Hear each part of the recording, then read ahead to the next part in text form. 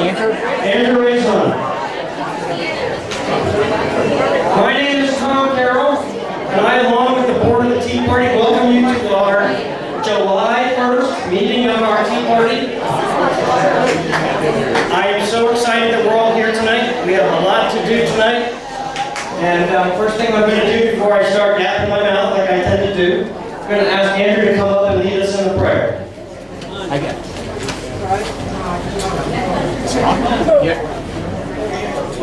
Let us pray. Heavenly Father, we thank you for being citizens of the United States of America, for the founders of this country, who pledged their lives, their fortunes, and their sacred honor, and had the vision to give us documents like independence, the Declaration of Independence. That's coming up, the 4th of July. We ask for forgiveness for the times that we have failed you as individuals. And at this time, we thank you, Lord, for the food which we are about to receive, all our guests, speakers, and for all the members of the Tea Party, and for our guests. May you bless each and every person in this meeting, and this meeting, in Jesus' name, amen. Amen. Stay standing.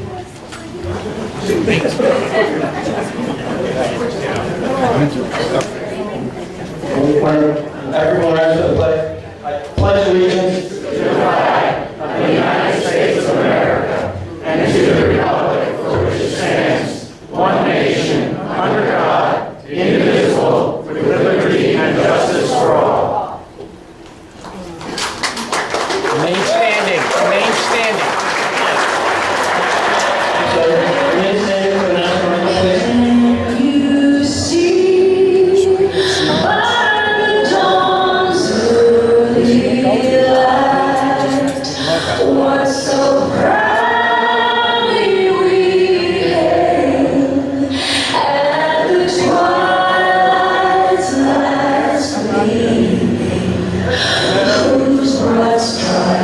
And bright stars through the perilous fight, o'er the ramparts we watch, were so gallantly streaming, and the rockets the bombs bursting.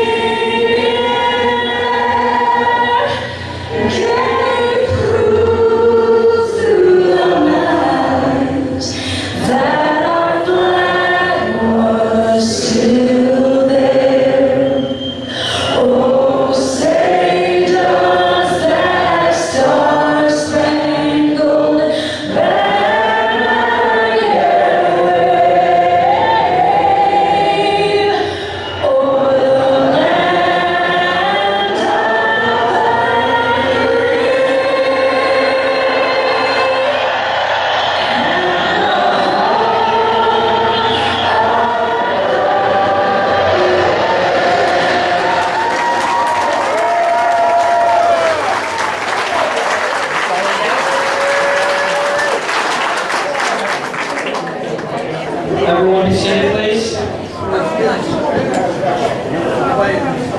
Here on July 1st, we're just a couple days away from the 250th anniversary or marking of the signing of the Declaration of Independence. Divine Providence brought those people together in Philadelphia to mark a path of humanity that was not just a small group of people in one country. It impacted the world like none ever in history, because it recognized that God provided us with the rights that we have, and that we can have the right to assemble, to enjoy our life, and we are at attack at every single level for that. The progressives, the leftists, the Marxists, the socialists, the communists, whatever you want to call them, are trying to destroy our free republic. I guess that's a better line. Sorry about that. I don't think so. I don't know. All right. So I want to welcome you today. We have a lot that we're going to do today, and I'm so glad that and so proud that we have so many important subjects to talk about tonight. We have Americans for Prosperity who's here tonight, and they're going to talk to us about the infrastructure bill, and we thank them. We also are going to hear from some people running for governor of Pennsylvania, and also some of the local candidates, because we've got to remember, these local elections are so vital, and we cannot ignore them. So we're going to hear from the executive candidates from both counties, and some other candidates, and then we're going to also hear from a woman that's running for the Commonwealth Court of Pennsylvania, and we cannot ignore these judge races in this cycle. So thank you for coming tonight for that, and also we're so proud, I'm so proud that we have Lisa Scheller, our congressional candidate. She's going to speak later tonight. But thank you, Lisa, for coming. So, want to just outline the agenda that we're going to have tonight. We will, in about 10-15 minutes, hear from Grover Norquist and Americans for Prosperity. And I can't wait for that because he's probably the world-renowned expert in taxes and limited government, and we need to hear from him, and so thankful that he was able to come tonight. We're going to break for food after we hear from him, and then during that break we'll hear from some of our local candidates, and then after we take that break for the food, thank you for Americans for Prosperity for providing that for us today. We're going to hear from Stacey Wallace, running for the Commonwealth Court, and again, Lisa Scheller, running for Congress.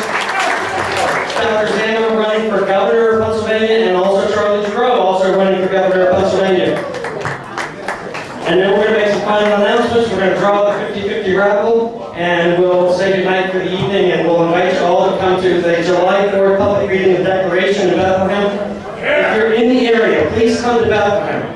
There are too many people that are telling us that our very founding documents need to be suppressed, that we don't have the right to stand up and express and read those words. We need to show up. So if you're here in the Lehigh Valley or anywhere near it, 11 a.m. at City Hall in Bethlehem on July 4th. And I have some flyers around the table. Please come out on Sunday and join us for that reading of the Declaration. So we'll adjourn maybe before 9 tonight because we started so early, but anyway, we're going to go from there. So if you paid your dues, 21 dues, and if I could, ask the people over there in the corner to try to quiet down because I know the people are going to have a hard time hearing. All right, thank you. So if you paid your dues, we had name tags, and if you didn't pick up your name tag when we take a break, you can do that. Forms are on the table if you're not already a member. So you signed in today, but you can sign up and turn in your membership at the table. How many people are here with the Lehigh Valley Tea Party for the first time? There's a good number of people here tonight. Thank you all for coming. I encourage you to join and come back and participate in what we're doing. We will draw the 50-50 raffle. No, 50. No, sorry. Team Did up. not? Oh, okay. Well, that's fine to say. I guess we won't show up tonight. So, all right, we do have the gun raffle. We have tickets over there. Melissa's selling the tickets for the gun raffle that we will draw at the August 5th meeting. And if, oh, I'm sorry, go back. Yeah. If you did not receive the mailer that we sent out to you, you can pick up additional tickets or purchase them at the second amendment at the table there where Melissa is running. If you brought the envelopes, there's a green bucket here that you can put them in. All right, thank you, Melissa. If you don't have cash tonight to spend on the things that we need you to spend money on, like the merchandise, etc., we do have chips. And Brian, are you guys selling the chips tonight? Brian's over there. We can sell the chips that will allow you to purchase the merchandise or pay for your membership or anything else. I appreciate that very much. And right now, I'll just give a quick report on the membership and treasury. Total members of the Lehigh Valley Tea Party is now at 5,970. So we need 30 more members. Let's pick 6,000 more. So if you're a new member, join tonight and help us out. The bank balance as of June 30th is $49,863.31, plus an additional credit line of about $9,600. And right now, I'd like to invite Valerie to come up and talk about support the troops. Thank you.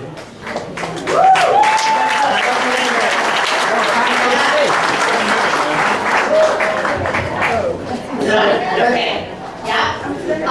Well, over 5,000 members. Oh my gosh. I remember in 2009, the very first Tea Party meeting we met was at TGIF. And there was about 13 of us, maybe at the most. Boy, have we grown. We really have grown. So most of you know me. Those who don't know me, my husband Blair and I have a nonprofit that grew out of this Tea Party movement to show how much we care for America. And what we do is called Support the Troops, and we send free care packages to our military. So, anybody here, you all support us, wonderful. It's all about networking, so I won't take a lot of time on this, but come see us later if you know anybody serving. And if you don't know anybody serving now, come take our card, because everybody loves something for free. In the back of our card, it says free care packages. And you don't know anybody today, you may run into somebody next week. And I want to tell you a wonderful story. 2 weeks ago, Blair and I were invited to a very, very special organization's event in New Hampshire. It's called the Special Forces Foundation. And what it is, it's very much like the Tunnel of Towers, where they support Green Berets. And some of these guys are absolutely amazing. Blair and I met one of the guys did 12 deployments. 12. Can you imagine? We're all complaining about the heat this week. Well, we got a good idea of what they have to carry when they're over there, because we had the privilege of shooting with them at the 6 Sauer Academy in Epping, New Hampshire. It was phenomenal. And one of the soldiers said to us, one of the Green Berets, "So what do you guys do?" There was only 24 guests, actually 23, because one of them didn't show up. And there was about 8 or 9 Green Berets, people from 6 Sauer. It was a fabulous, one of my top 10 experiences in life. And those of you who know me, I don't shoot very well, but I did great that day. I even beat someone on my team at one point, which was my husband and another guy, because we were the group of 3 in our team. But what had happened is they said, "What do you guys do?" In other words, what would we be doing there? And we said, "We support you." And they said, "Well, that's great." I said, "No, seriously. We send free care packages while you people are deployed. And we're called Support the Troops." And this one guy said, "Oh, I think I got a care package from you." And I said, "Oh, what a nice thing for him to say. Really, it does sound nice, doesn't it? How many times have you tried to make someone feel good and say, 'Yeah, I know you,' or 'I know your dad'? You really don't?" Well, anyway, so today, we mailed 9 care packages. Now, I want to tell you, wait a minute. When we go to the post office, when we started this, it was $9.75 a package. It's now $24 a package. So our bill was like $187. But I came home and I just put my paperwork away and I said, "You know what? I'm going to go look for this guy's name." And guess what? It was there. We sent him a care package. He remembered us from years ago. And we sent his whole unit a whole bunch of care packages. And that's what we do. And you people are great for supporting us. We're here every month. If you want to know what we do need, because a lot of people ask us, suckle candy, small packages of peanuts and sunflowers, beef jerky, toothpaste, toothbrushes. If we're not here for some reason, someone will always get it to us. If you have any questions, come see us. Thank you very much for supporting us. Thank you to the board for allowing us to talk. Thank you to all you military members. And God bless America. God bless our troops. God bless you and your families. Amen.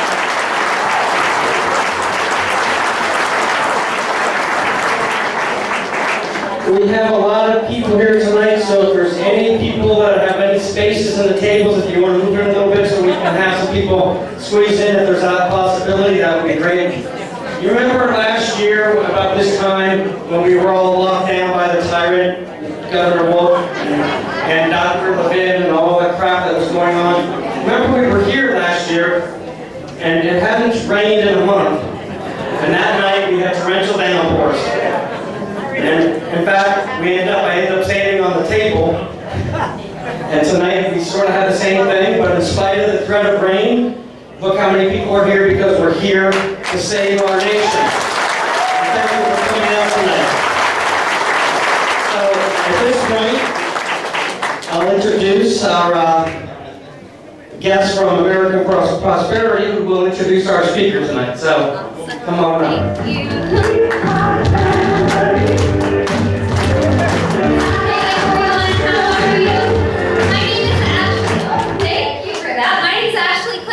I serve as State Director with Americans for Prosperity. Just drove in from Pittsburgh. The sun is shining here. The whole way here it was torrential downpour. So thank you for this lovely weather. It is so fantastic to be with people and not be seeing you like this, but seeing your smiling faces. It's amazing. I don't know how many of you are familiar with Americans for Prosperity. We have been in Pennsylvania for 11 years now. We are one of 35 state chapters across the nation, and the easiest way to think about who we are and what we do is we represent the least organized, most underrepresented interest of them all, which is the hardworking taxpayer. And so each and every day, we are under the dome in Harrisburg and in Washington, D.C., making sure that those folks are being good stewards of your tax dollars, and if they're not, we're holding them accountable. And so Americans for Prosperity decided to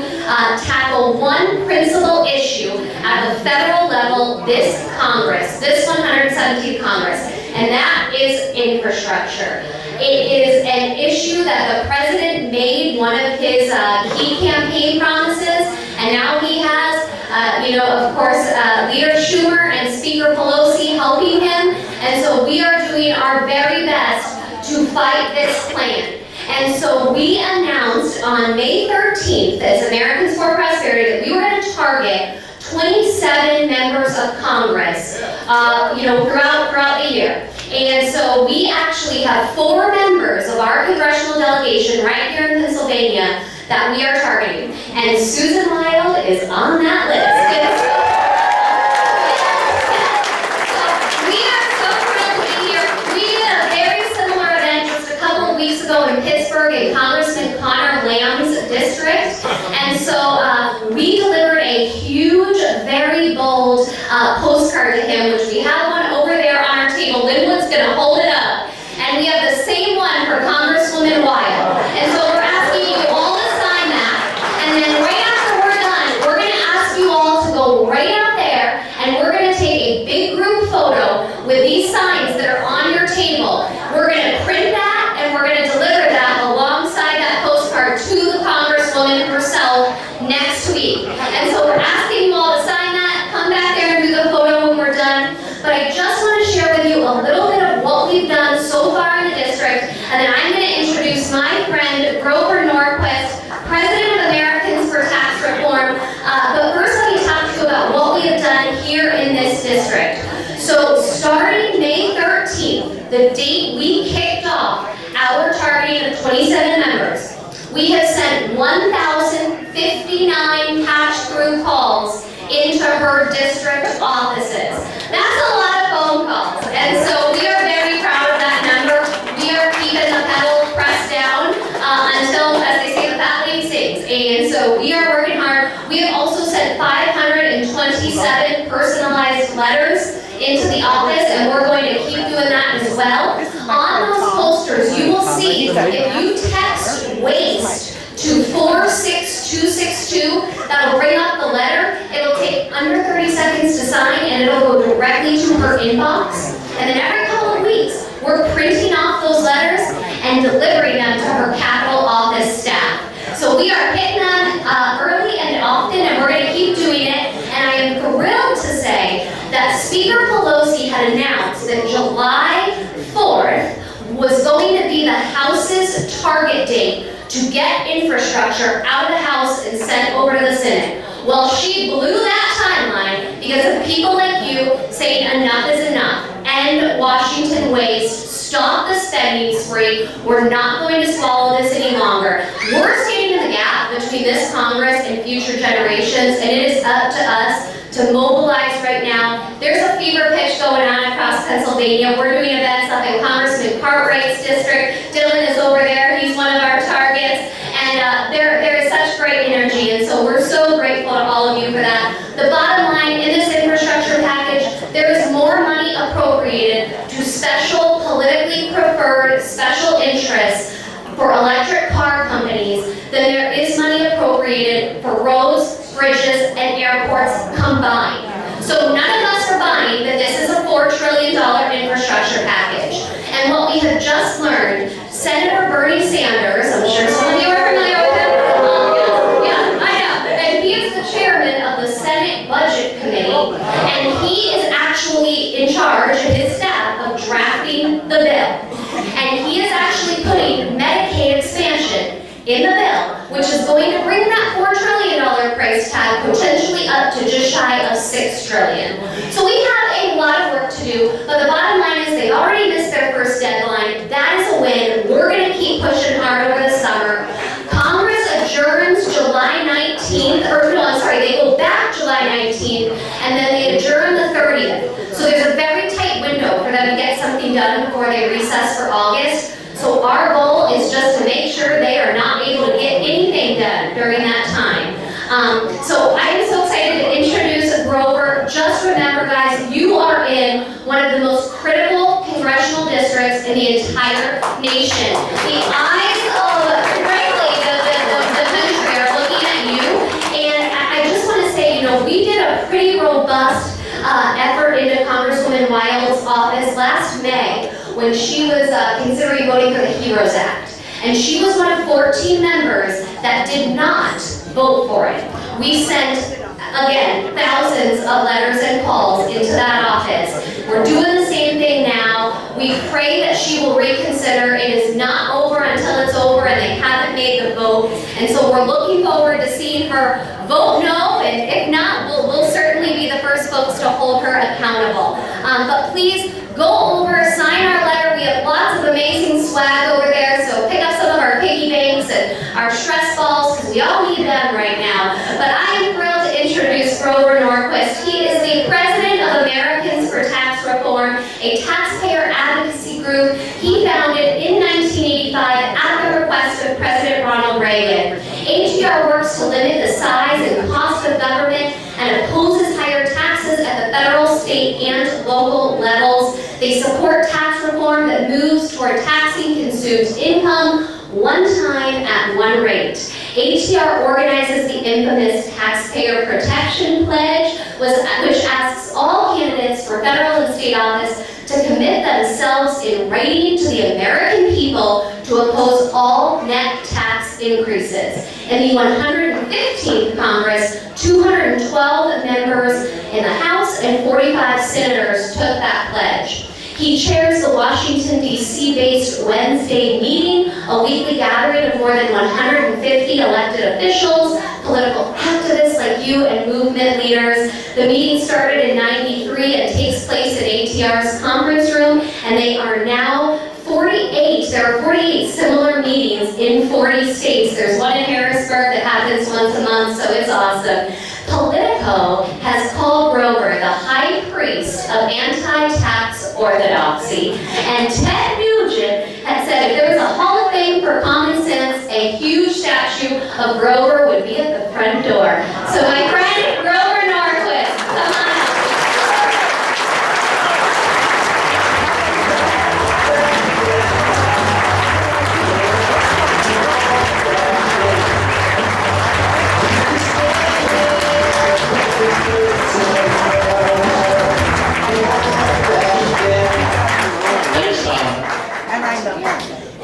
We're going to win. We're going to take a beating over the next year and a half in Washington, D.C. We're actually making some good progress in many of the states. 24, 25 states are moving in the correct direction in terms of lower taxes, less spending, more school choice, more choice in general. But it's going to be painful for a year and a half. And the other team is not stupid, they're evil. They decided to talk about infrastructure. Why are they talking about infrastructure?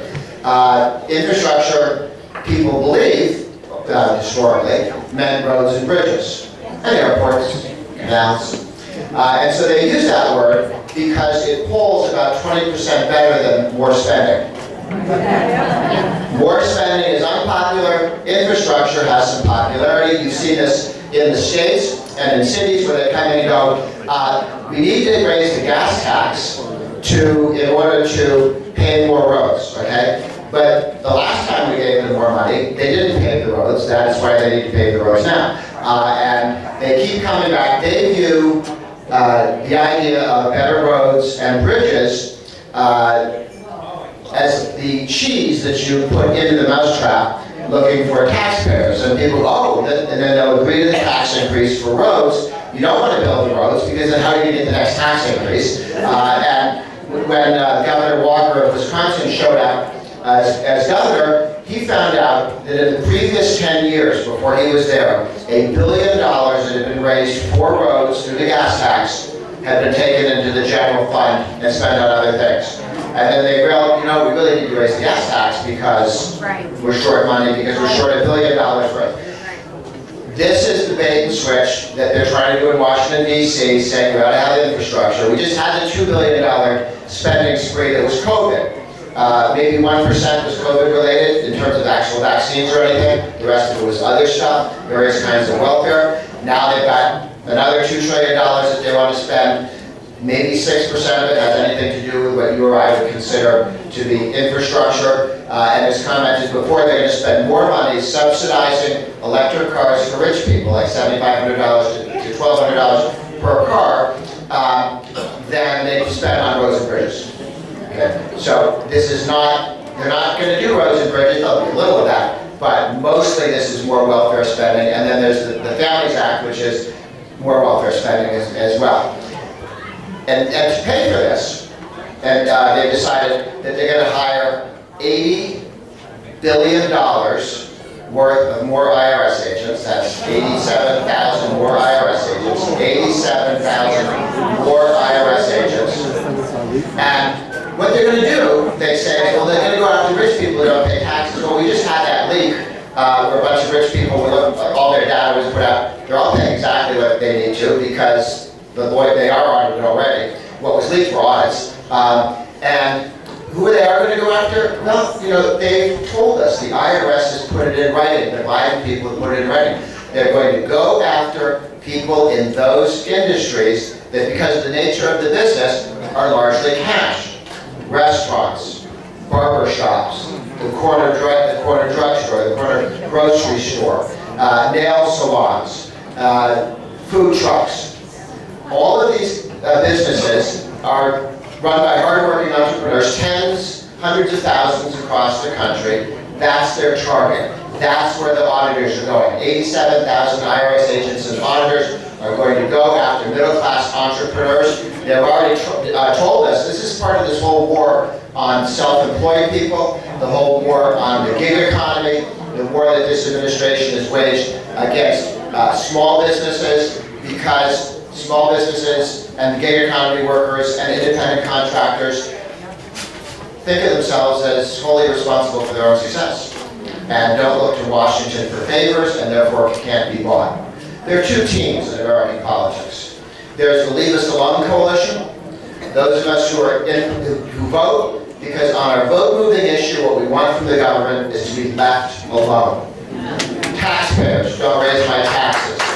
Self-employed people, leave me alone. Small businessmen, leave me alone. Independent contractors, Uber drivers, people who just let me make my own decisions on how I do this stuff. Don't tell me what benefits I want. Don't tell me, just leave me alone. The various communities of faith, from the most important thing is practicing their faith and transmitting it to their kids. They want to be left alone. They're not asking for Baptist stamps. They're not asking for, the pronouncements by the government that Episcopalians are swell. They simply just wish to be left alone. The Second Amendment community. Gun owners don't go knock on your door on Thursday and Saturday here. You should own a gun. You should go hunting. They just want to be left alone themselves to go hunting, to protect their families and themselves. The whole movement towards the number. I'm sorry, guys. I can't talk when you're talking that loud. Because I can't. They won't. Anyway, thanks. I can't think of that. The homeschoolers. The number of homeschoolers, I don't even know that I can believe the jumping numbers that people are talking about, but it appears to be a rather significant increase of people that have begun homeschooling. And people go to private school. Guys, can we keep the sound down? I can't think. Or step around to the other side. That Leave Us Alone coalition, people who on their vote-moving issues, they simply want the government to leave them alone, is not asking for anything from the government. They don't want other people's money, they don't want other people's approbation, they wish to be left alone. And there's another, and we can work together because the guy who wants to make money all day looks across the table at the guy who wants to go to church all day and just says, well, that's not how I spend my time. And they both look over at the guy who wants to fondle his guns all day and say, maybe that's not what we do with our spare time. But it's not important that we agree what we do with our time and our lives, but that we're free to do whatever we think is the most important. And some people go to church, have guns, and make money. So they're really in on this. So our coalition is a coalition that is a low-maintenance coalition because nobody wants anything from anyone else in the coalition on their vote-moving issue. Now, I was asked by the press when Hillary Clinton was doing her listening tour, because if she'd been talking, she'd have never gotten elected. So she was listening to New York and said, what we need is one of those meetings like Grover Norquist runs in Washington where everybody gets together around the table. And the guy said, what do you think? What do you think of that? And I said, and I explained the Leave Us Alone coalition, and I said, what would Hillary's table look like, okay? Trial lawyers, labor union bosses, big city political machines, the two wings of the dependency movement, people who are locked into welfare dependency, people make $150,000 a year managing the dependency of others, making sure they don't get jobs and become Republicans. Then you have all of the people in the coercive utopians, the nanny-state guys, the people who insist that on the Sabbath you separate the green glass from the white glass, from the brown glass for the recycling priests, and they invent those lights that convince you to have glaucoma, and they mandate the toilets that don't flush completely, and they have a list of things you have to do, and a list of things you're not allowed to do that is slightly longer and more tedious than Leviticus. It's on and on, and they're all laws. They're all laws, okay? Because you have to do this, you can't do that. Sometimes they switch. Now you can't do the things you used to have to do, but it's important that they make you do it or forbid you to do it. And they can go back and forth on what those are. They used to be very big on vaping, Bloomberg, and then they decided, no, they got to ban vaping. And you get whiplash following our friends on the left deciding what you can and can't do, or must do. But around the left's table, they can be happy as long as we're foolish enough to allow them to raise taxes and throw more money into the center of the table. Because then their coalition can look like the scene in the movie after the bank robbery. One for you, one for you, one for you, one for you. And that's what the $6 billion is. The $6 billion is to put in the middle of that table and keep all of their bought constituencies happy.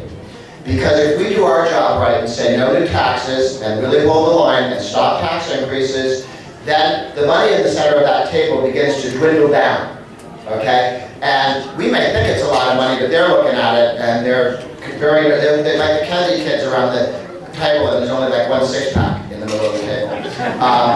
And they begin to look a little bit more like the scene in the lifeboat movies, where they're trying to decide who to eat or who to throw overboard, because there's not enough for all of us around this table and somebody's not going to get edged out. The left is not made up of friends and allies, it's made up of competing parasites. Yes. And if we don't feed them taxpayers, they will gnaw on the one next to them. And they will push the other people around the table. You have a wasteful, stupid program, Well, so do I. But I push you away from the table, and I stay at the table. Yeah. So these are the two competing coalitions, and one just grabbed power and is starting to throw a whole bunch of money at that table in order to tell people how to run their lives, and in order to take that money to use it to buy the next election and to buy votes. So what do they want to do? Oh, we're not going to tax people, says Biden. We're going to have 400,000. Nobody who makes less than $400,000 is ever going to pay a penny of taxes. That's what he said during the campaign, again and again and again. At Americans for Tax Reform, on our website, you can see him say it 56 times. And also the Harris lady who works with him. The two of them kept saying that, right? They got elected, and they said, oh, did we say no person? We meant no couple. So then now they divide that in half, 200,000. And then they said, we're not going to make you pay any higher taxes. Well, let's see. When they raised the corporate rate from 21 to 28%, which is what they want to do, that will move our taxing of American businesses significantly higher than China's. Because we have not only 28%, we have a federal system, we have state and local income taxes. That 28 is actually 28 plus 6. And China's only at 25. Europe's at 23.5, and we would be up over 30. Okay? Significantly back over 30. So, what happens with that? Well, let's see. When you decide to invest, if you invest in the United States, they would be taking, say, 33% of your profits, and if you invest in China, it's 25. Well, what do you think? And it's less in Europe than in the United States. Jobs would move out. You do remember that before Trump got elected, $300 billion in American corporate assets announced they were planning to move overseas in 1 year because, one, they were just being bought because they were worth more as a Canadian firm than an American firm. Burger King was bought by a Canadian firm and it was worth more, headquartered in the same burger, same stores, same everything, same workers, but under Canadian law, you weren't taxed on your worldwide income, you were taxed on what you did in Canada. And under American law, you were taxed on your worldwide income and by the other countries as well, so you're double taxed. There, when you raise the corporate income tax, somewhere between 50 and 70% of that comes out of workers' pay. Fewer workers, less pay. Well, how do you get to that? Well, they tell you, you can look at it as an economist, but we can also just remember that when we cut the corporate rate from 35%, highest in the world, highest in the world, highest in the world, stupidest country in the world, where the 35% rate with everybody else way down below. Well, we took it down to 21, which was a good start. President Trump wanted to go to 15, then we got to 21, we got to get to 15 eventually. But 21 was good, and what happened in 2019, in that year 2019, before COVID, so people don't all remember it completely, 2019, the median income for a family rose 6.8% that 1 year.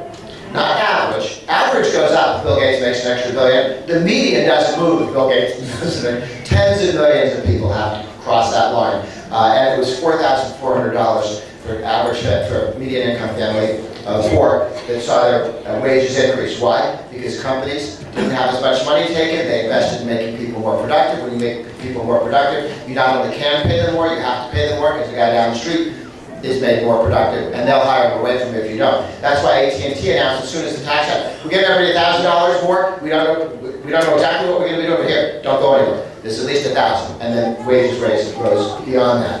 So when you take the corporate rate up, you lower people's wages. You also increase the price of everything that companies make because taxes are simply a cost of doing business, like lumber and energy and everything else that goes into a product. So they want to raise the corporate rate, which will make us not competitive with the rest of the world. They want to raise the corporate rate, which will lower wages from where they would otherwise be. And if you pay utility bills, the Pennsylvania Commission, Public Utilities Commission, looks out at this, and they take any federal tax and just add it into your rate, to what you pay when you're paying your utility bills. And when taxes were cut, there was $90 billion of reduction in utility bills over a series of years. So it's a significant cut all across the country. That's going to go away. And you will get a little notice saying, thanks to the Congress and the President, they raised the corporate rate. And you're paying it, by the way. You pay the corporate rate for all those utilities. The utility doesn't pay it. The utility doesn't have any money. It doesn't get from you. And the law says when you cut taxes, they're not allowed to keep it, which is why they had to give it back to people when the Republicans cut taxes. But then they want to move it the other direction. And now they want to put 87,000 more government workers, IRS agents. The IRS union, 97% of the money that they give to politicians goes to Democrats. The IRS is I'm about to walk off the edge. Do what Gary Bauer did once? Okay, very good. Gary's a friend. I don't know if you saved me. Thank you. I'll bet he was flipping pancakes. I didn't at least have that excuse. The other thing, I mean, look at what they want to do. They want to take away the step-up basis. When somebody passes away, if they have a farm or a small business, the capital gains, they pay the death tax, but the capital gains that they earn during their life, they don't pay. You get to inherit the farm without paying the capital gains that had accumulated on your parents' life. You would pay it if you sold the farm or small business or house or land in the future. This is what Biden wants to do. This was put in 100 years ago because it was destroying family farms. This was put in 100 years ago because it was destroying family farms. And now Biden wants to take it out like it was some sort of loophole, okay? Knowing that this will break in half many small businesses, many farms, ranches, every generation. And he doesn't care. And this is one of the pay-fors. He's got capital gains tax he wants to raise. Wants to double it to almost where Jimmy Carter had it. Remember Jimmy Carter's 49% capital gains tax? China's capital gains tax is 20%. Biden wants to go to 40. Twice what China paid. Where are you going to invest? If you're from Brazil and you got an extra $1 million, or Europe or something? Yeah, and this is deliberately being done, and the argument, what do we want this tax money for? Oh, it's for infrastructure, roads and stuff. But we've already been through the conversation about how the Green New Deal people don't like roads. They say that. They don't like airplanes, they don't like airports, they don't like things that move faster than bicycles. And it is not where they're going to spend the money. Do you really believe that Sanders and AOC, who have veto over this, right? Any one senator can veto the whole thing, and any 5 congressmen can veto the whole thing. So the squad can go, no, we vote no, or one senator can, and then they don't have anything, which means the left is going to get everything they've asked for in this, that this infrastructure bill is a spending bill. They're trying to hide the taxes in it, now they're going to move the taxes over to the $4 trillion bill. But we can make this expensive. If the House flips because those people who voted for taxes and infrastructure are defeated, then the bleeding stops. If the Senate flips, not only can the bleeding stop, but we can actually begin to reverse things in the future. So we have a real opportunity in the next year and a half to educate ourselves on the true costs of what the government's looking to do, remind ourselves of who's in our coalition, and always look for more people to join the coalition, people who wish to be left alone, who don't have their hands in other people's pockets, who don't want to run other people's lives, who actually think it's okay to let other people run their own lives, and say to the nice people sitting around the table with the trillions of dollars, guys, we're going to take some of that back, and you're not going to have to go and get a job. And as we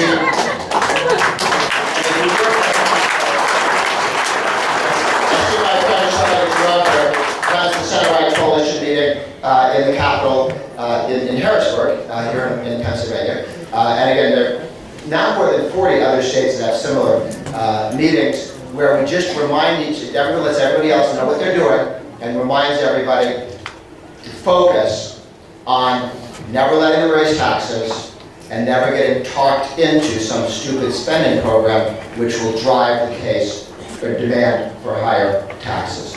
So thank you very, very much for joining me.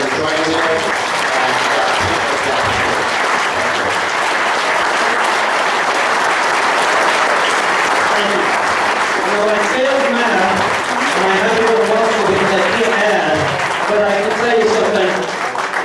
This is so important. Just that little stepped-up basis rejection will destroy our economy and destroy our families and our businesses, and nobody's paying attention because, you know what, it's not sexy, or we've just given in to the idea that they just keep doing it and, oh well, we'll just fight other battles. We can't not fight this battle. It's the time and the place, and so thank you for that presentation today. It's so important. We started as a Tea Party, taxed enough already. That's where the movement started, and we've come full circle now. So, again, thank you. Ashley, she wants to come up and ask a favor of everybody before we break. So.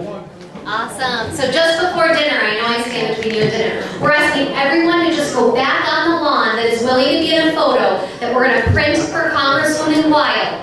We are asking you to bring one of those big posters that's on the table. My friend right here, Roger, is gonna tell us how we can stand pretty. But listen, Congresswoman Weil can only go up from here. On Heritage Action Scorecard, she's got a 0%, and on Freedom Works, she has a 5%. So she can only go up if she votes no on this plan. There are only an 8-member cushion for Speaker Pelosi, and so we can make sure Susan Weil does the right thing on this. Help us keep the pressure up. If you'll come right in the back, we're going to do a big group photo and then dinner's on us. Thank y'all so much.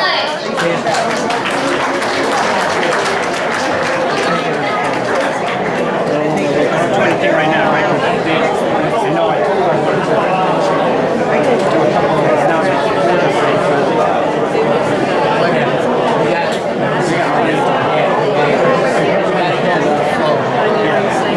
that's one thing we learned, right? One of the things I'm going to shut it off now.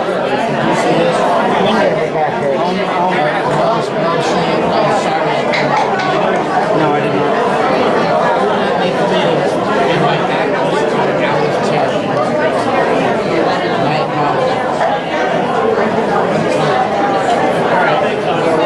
When do we collect, Tom? How we doing? Good. I would wait until, just do it at the end. Yeah, okay, Tom. Thank you. Tom, am I shutting this off? Yes. City Planners. I want to introduce you briefly and let him say a few words now. I know I apologize to Steve for the fact that there's a lot of noise going on, but just bear with us and thank you, Steve. How's everybody doing tonight? So we're out here tonight, we're celebrating our liberty and freedom as Americans, as freedom-loving Americans, and I'm really excited to be running for Northampton County Executive this year. This past year for every single citizen, not only in this country, but all over the world, has been very difficult. I was just having a conversation with somebody. You're going to want to listen to this. You're going to want to listen to this. Second grade teacher. Everybody listening? Second grade teacher is telling her students, this is happening in our area by the way, that black and white children should be separated. This is happening. This is happening. You know, and I got to deal with this nonsense from this ridiculous current county executive that we have. About, oh, he only likes to discuss national issues. Well, guess what? These national issues are coming home and they're roosting here in the Lehigh Valley, Northampton County, Lehigh County, and every other county, other 67 counties in Pennsylvania. What we don't need anymore is politicians. What we do need are public servants.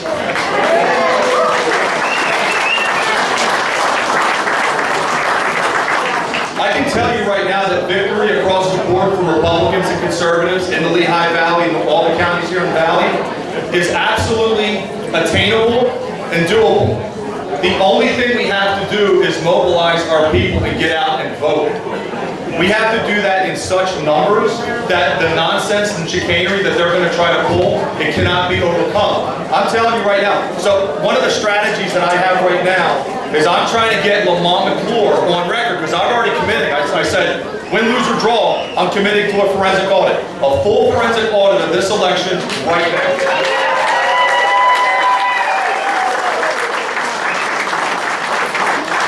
And I'm doing that because I don't want to win by cheating, and we know I'm not going to win by cheating because the system's not rigged for us to win. So I'm at least going to try to get him on record, because if I can at least get him on record to say, well, I'm not going to do it, I can hammer him, or if he gets on record to do it, great. And then, of course, once I get in, and we will win. Guys, we can win.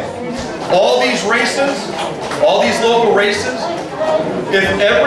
I know the people in this room definitely have, but if we have not realized that all of the power does not reside in Washington, D.C., it resides in our local government. It's interesting, we get so focused on the every 2 and 4 year elections, and we've been asleep at the wheel at the most important elections, which are the quote-unquote off-year elections.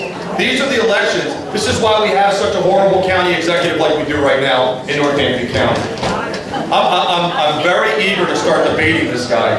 I cannot wait to get in the same room and on a debate table. So we have to do this. This country is at a precipice right now where things are not heading in the right direction.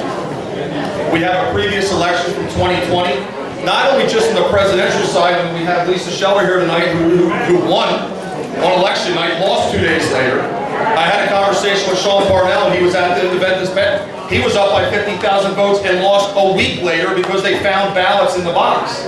You got our pathetic, murderous governor, because he's a mass murderer, but vetoing bills today because it's racist. And that's the other thing too. Isn't it amazing how the left are the most racist people in the world. They think black people can't use phones. That's what the left thinks. They think that they can't operate the internet.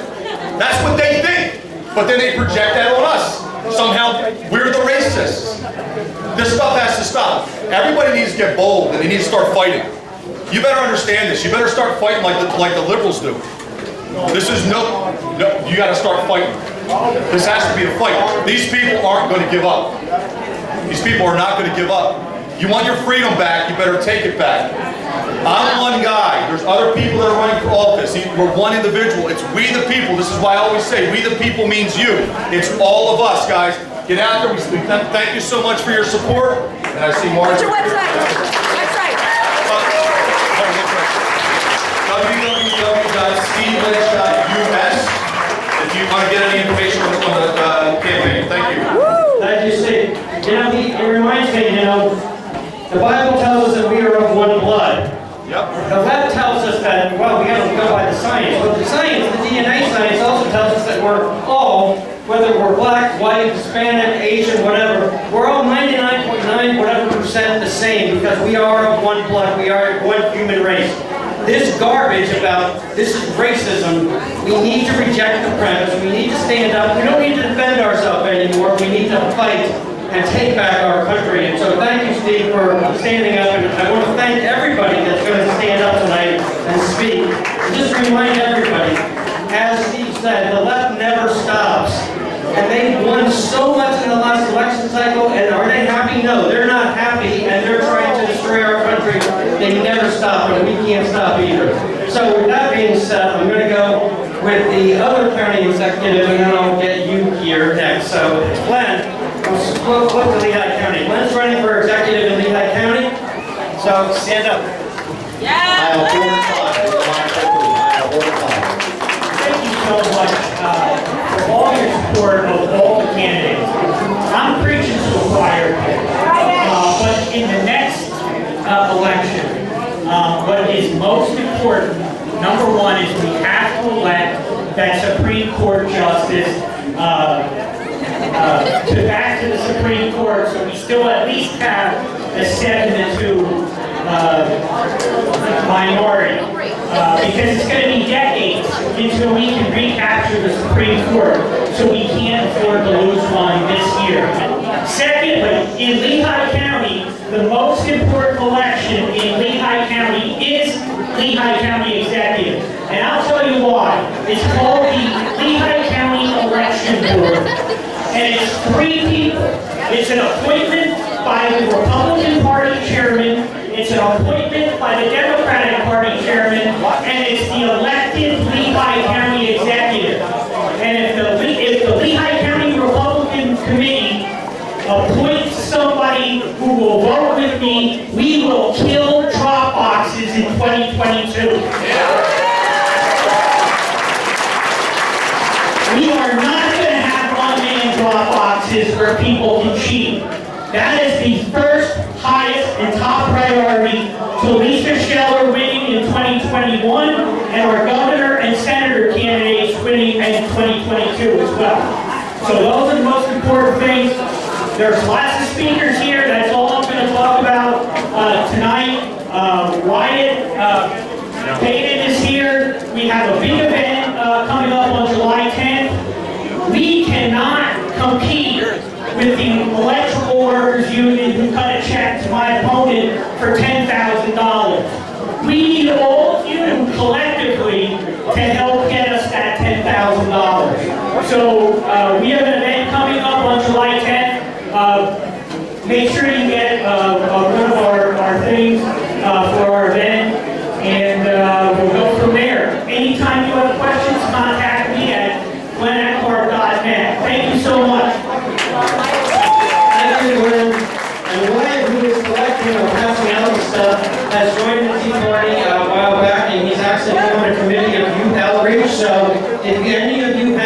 children or grandchildren or younger people that are involved in your family, talk to Wyatt here because he wants to connect you and your children and grandchildren to the Tea Party, and he's the perfect person to help you do that.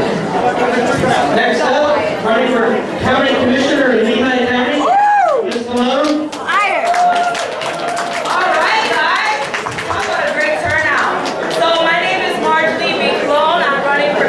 Commissioner in Lehigh County.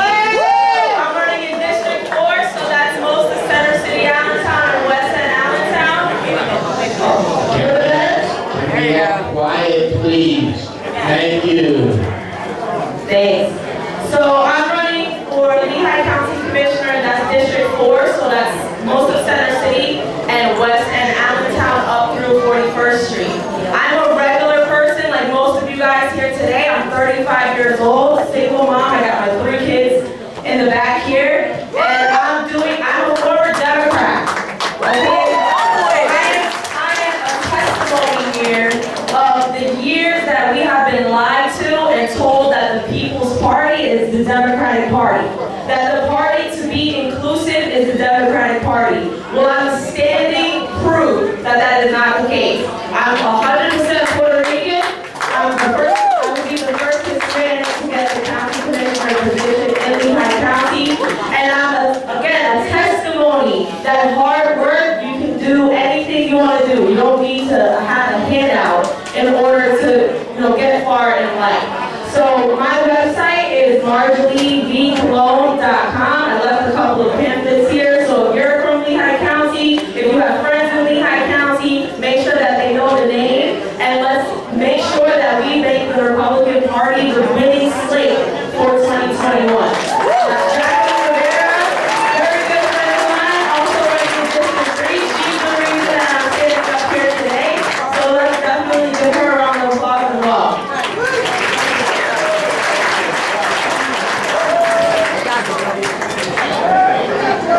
Hi everyone, my name is Jacqueline Rivera. I'm running for Lehigh County Commissioner in District 3. If you don't know what District 3 includes, is the East and South Allentown, West Bethlehem, Fountain Hill, Hanover Township, and Catasauqua. I'm 35 years old. I've been a resident of Lehigh County for 28 years. Can we have quiet back, please? Thank you. Kind of like Steve mentioned, how we need public servants and not politicians. That's exactly why I'm running for office. I never thought that I would be doing this, but what we've dealt with over the past year, we sacrificed a lot, and we need fighters with a strong voice to get on board and do the right thing for their community. And I'm unafraid to come up against the Democrats because there's a lot of things going on in this commissioner board right now with trying to defund the DA's office. So my key focuses on this commissioner board will be cutting taxes, public safety, and election integrity is going to be big.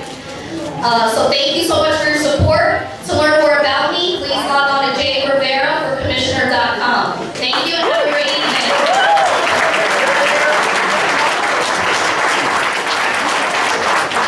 Jackie, Marjorie, I can't tell you how impressed I am with you. The fact that I've known you and your father actually for a while. And it's a challenge to run in that county. And we need to help these young ladies because without people on the county commissioner and county council in both of these counties, these executives, even if we win these races, are going to have a tough time getting anything done. So we need these people to win, and we need Glenn and Steve to win. Anna Marie Robert Cohn is running in Northampton County Council. And why don't you come up and give us some information about why you're running in. Okay, I'm old enough to be both of their mothers. We'll leave it at that. I'm running for Northampton County Council. I decided that after November and then the Georgia runoff, I figured it was time to pull the trigger and either put up or shut up. So there's a couple of things that I want to bring to your attention. One, Graysdale is $3 million in the hole. Staff are leaving like there's no tomorrow, so they're not happy campers. All of a sudden, after 4 years of being in office, McClure is now addressing the bridges. How convenient. After wanting to defund the police, he's now going to offer $10 million of the $30 million of of care money that Northampton County is getting to the police departments, and he's conveniently distributing the money to other organizations. So you know what that means? That means that he's not going to have to touch his pot of gold because he's buying his votes. That being said, we, the candidates, it's myself, Kristen Warren Soldridge from Lehigh Township, Scott Huff from Bethlehem Township, Nicole Premonition from Bath, John Paul DeFredo from Washington Township, where I live up in Slate Belt. We need your time, we need your volunteerism, we need your vote, and we need your donations, because they're coming out with the big guns.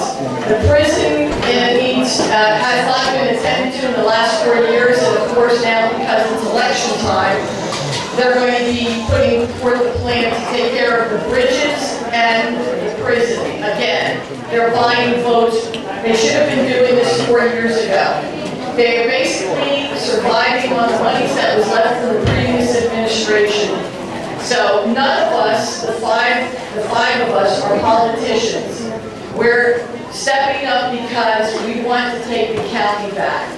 I also want to bring to your attention in the reconciliation package, which was introduced by Obama, shot down by Trump, and now brought back since we know that Biden is Obama 2.0, that federal money, the federal government wants to come into our suburbs and pull the purse strings and say, we want zoning control over the housing that goes up in the area. Bottom line is, they want to turn our suburbs into inner city because it's easier to take control. So I ask you, are you going to get out? Are you going to get your friends out? Are you going to get your neighbors and your acquaintances out to vote in November and take our county back? Or are you going to sit back and let the Democratic machine continue running amok in Northampton County? It's up to you. You're the deciders. Thank you. Oh, I have call cards. If you're from Northampton County or you have Lehigh County with a lot of friends in Northampton County, I certainly will make sure that you get one. Anyone that didn't get food, come up now, please. Anyone that did not get food, come up now, please. You know, the days are gone of someone is not pro-life enough, someone is not pro-Second Amendment enough. It is not left versus right, it's not Republican versus Democrat, it's good versus evil. And we have to win these elections in this cycle, and we won't even know what our country is. It will be a year from now when we're facing total destruction of our country. And thank God we have so many people willing to step up to run for these important seats.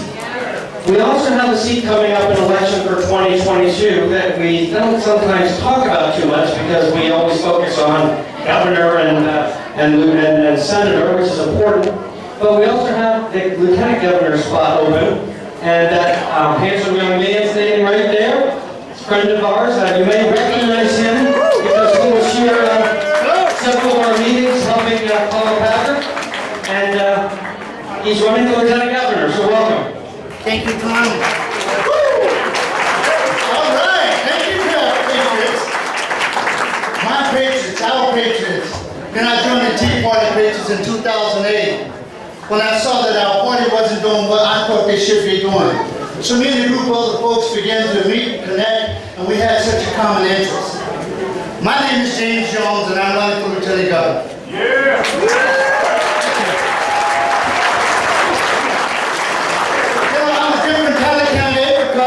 I'm a Frederick Douglass conservative. Frederick Douglass was one of those guys who inspired so many people to do things at a time where I think it's time to resurrect that ideology. For example, I believe in what Frederick Douglass says in having a good jury box, a ballot box, and also a good cartridge box. So as you know, I'm a two-way person. I'm a firm believer in the Second Amendment. I'm a firm believer in having life and fighting for life, but I'm also a believer that we have to defend our Constitution, and we got to take back Pennsylvania in such a way that we're on the altar of freedom, folks. This is our year. We need to prepare, and we really need to take back Washington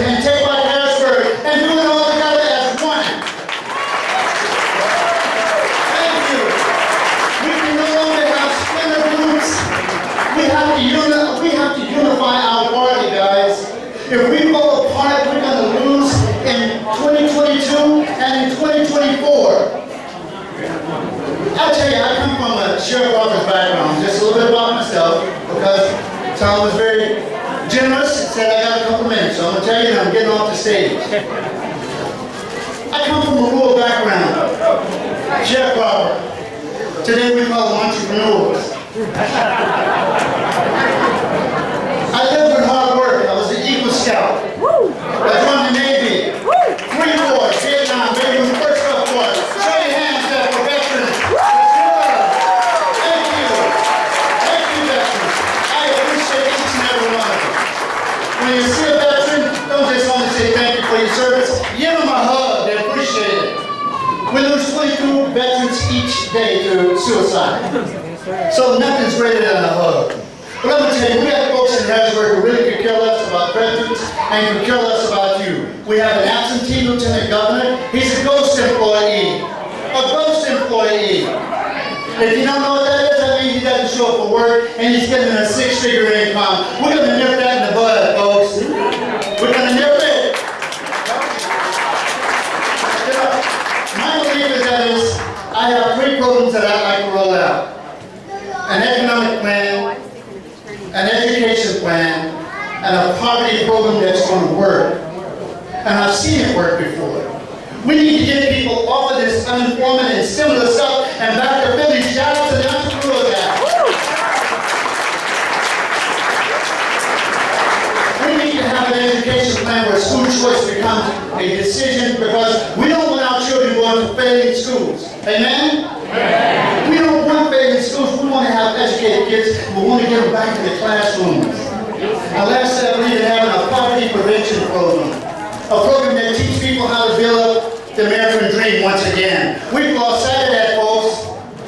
They've lost hope in believing that there's an American dream for all of us. They're breaking it apart, just like what Steve mentioned a few moments ago about this CRT, this critical race theory. They're trying to tell people, they're trying to separate us once again, as it was in the Civil War. We don't want that. No. We love one another, especially as Christian men and women. We should love one another. So we have to work on that. Don't let them tell our children that you can't love other children and love people of different colors and love your neighbors. That's what Jesus wanted us to do. And don't be afraid. Amen. Don't be afraid. I'm a firm believer. The Bible talks about, is a candle meant to be put under a bushel basket? The answer is no. We have to shine. We have to let our values as Christians, as constitutionalists, begin to show itself. And to show it strong and not be able to joke around with it. We have to stand strong and committed to what we believe in. And this is what you're going to get from a guy who used to train Navy SEALs as your next lieutenant governor. Thank you. God bless you. God bless America.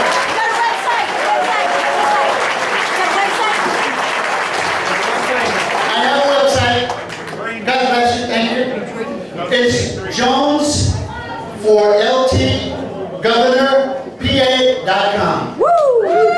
One more time. Okay, Jones, my website is Jones for Lieutenant LT Governor PA.com. I'd love to hear from you. You can join my team, you can make donations, you can do whatever you feel like doing. Share your opinions. I welcome it all. God bless you. Thank you, Tom.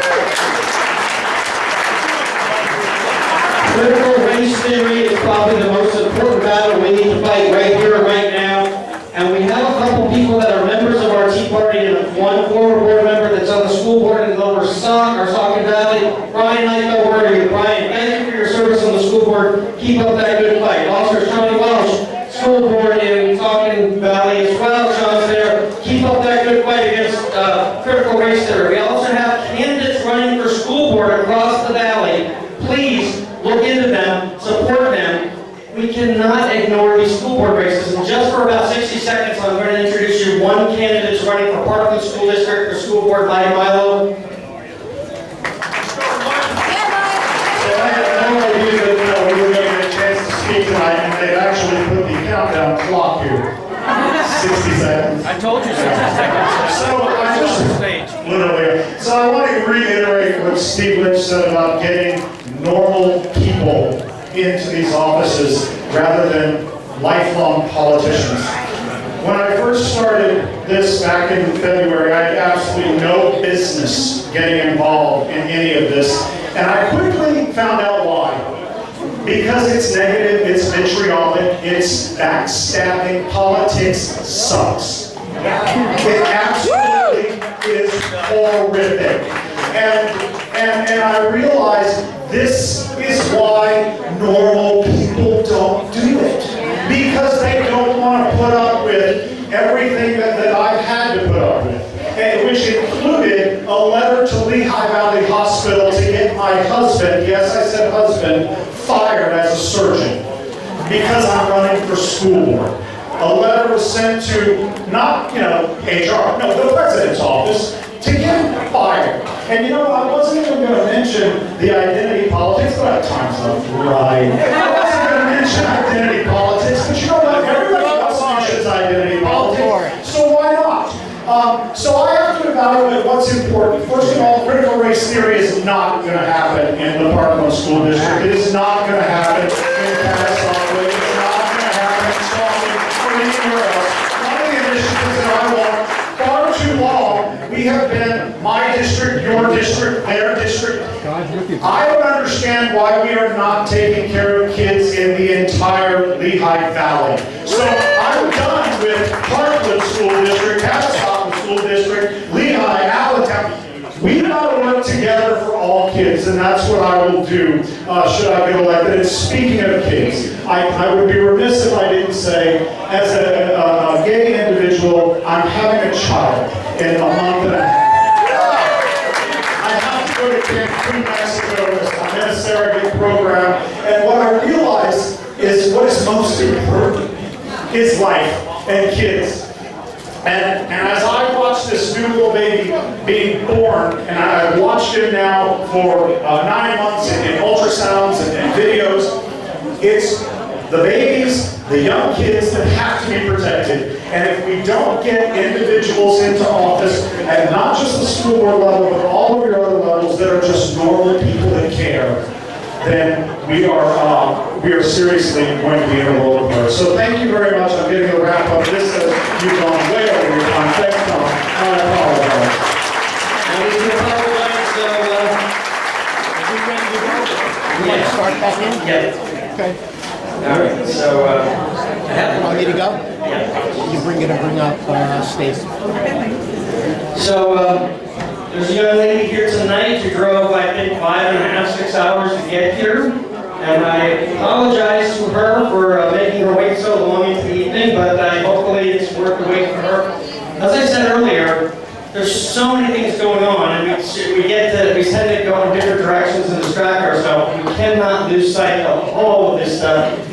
And these races for the courts in Pennsylvania are so vital. We saw what they did with the election law, how they struck down voter ID, how our Supreme Court just screwed us with the Act 77, etc. So we have some very qualified people running for the Commonwealth Court, the Superior Court, and of course the Supreme Court. Stacey Wallace has come a long distance to speak to us today. I'm proud that she's come to us, so thank you and welcome.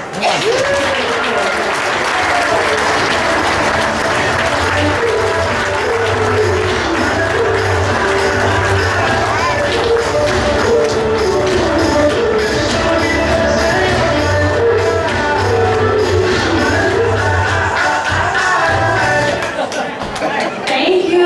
That was a wonderful lead-in. My kids and I sing that song all the time. My name is Stacey Wallace, and I am a Republican nominee for the Pennsylvania Commonwealth Court.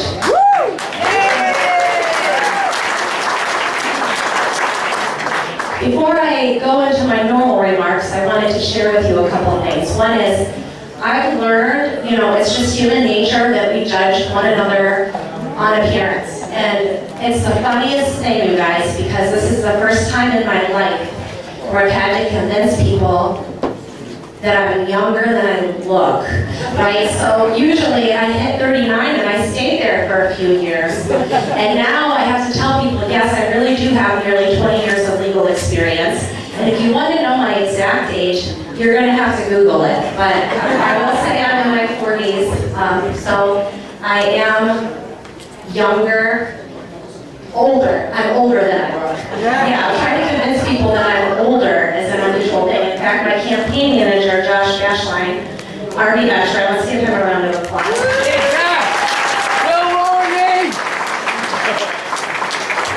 We stop at, I don't know if do you have Dollar Generals like every town? Yeah, so when I've been traveling the state, we pass Dollar Generals all the time, and hey, $1 to stop at Dollar General, let's stop at Dollar General.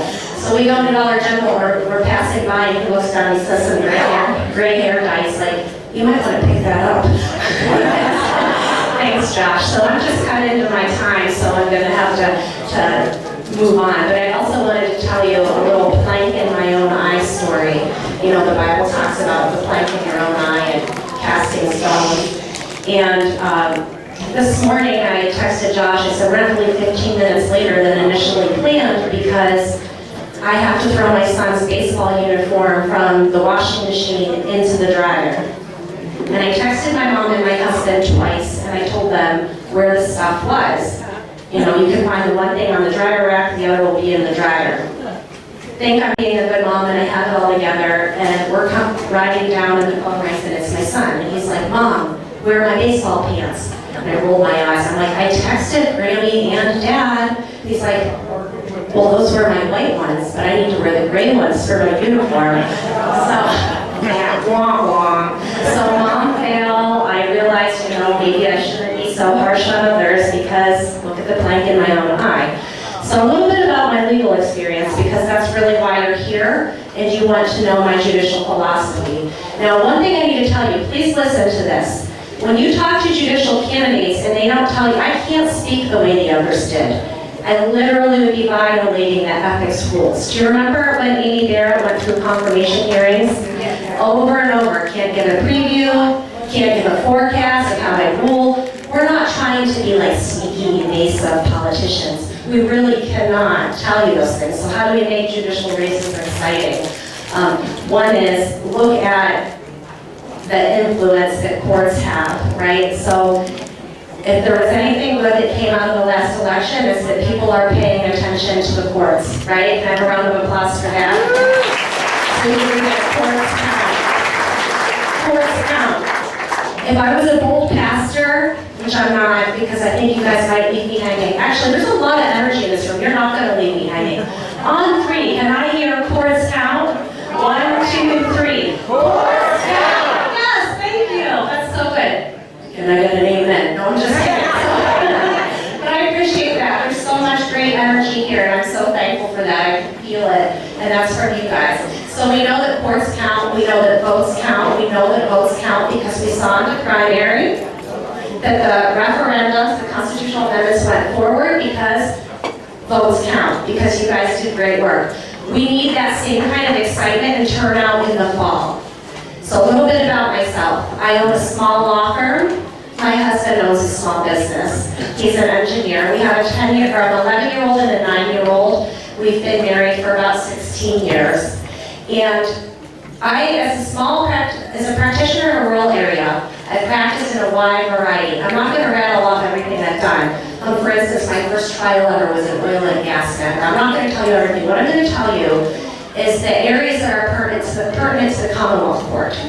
And that is, I have experience in unemployment compensation law, municipal law, election law, and very uniquely banking law. Not a lot of lawyers in the composition of the current court have that experience in banking law. As far as my judicial philosophy, while I can't tell you how I will rule on a particular case, I will tell you, you have to hear this. You may not love every decision that I write.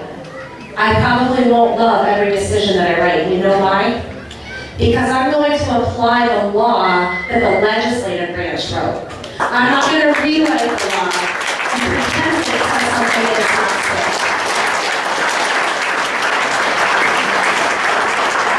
Some other relevant experience about me is that I'm a certified mediator in conflict resolution, and I've written for state and nationwide legal publications, and I've been an adjunct professor. But frankly, none of those things are nearly as important as who I am in my heart and in my spirit.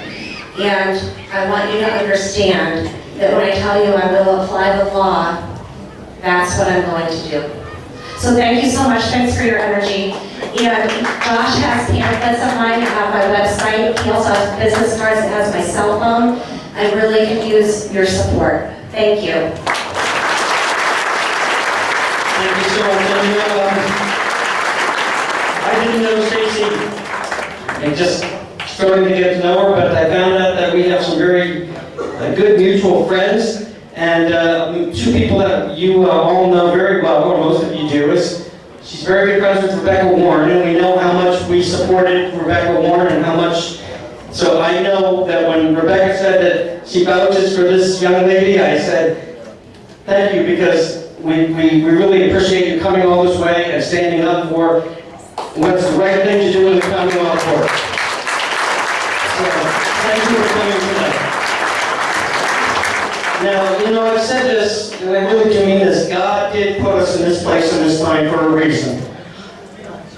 This disaster that happened last year had to happen so that the truth could be revealed. The awakening could happen. And we are in the middle of a great awakening. Thank you, Lord, for bringing us to this point. Thank you for bringing us all together. And one person that has been in this battle with us for a long time, who is running for Congress in the 7th Congressional District, or whatever district it may end up becoming after the redistricting. Good friend of mine, good friend of all of yours, Lisa Scheller, who's running for Congress.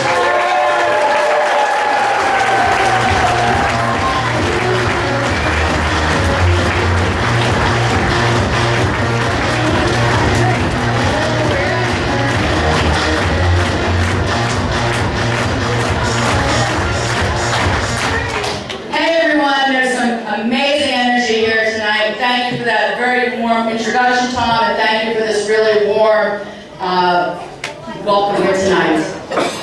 I start every day in prayer, and I start that day. The first thing I do when I wake up in the morning is I thank God and I pray in gratitude, and it's an attitude that I keep with me all the time. I'm grateful that I was born and that I live in the United States and I'm a citizen of the United States, the greatest nation that has existed in the history of the world. And while we're facing a lot of stuff going on right now and all those kind of bleak, as long as I'm alive and as long as we are alive, there is still hope. And I'm grateful for all the blessings that have been bestowed upon my life. And I'm grateful for all of you here tonight because I know last year you all came out and you supported me and you came out and voted for me. And last year in November on election night, I won that election.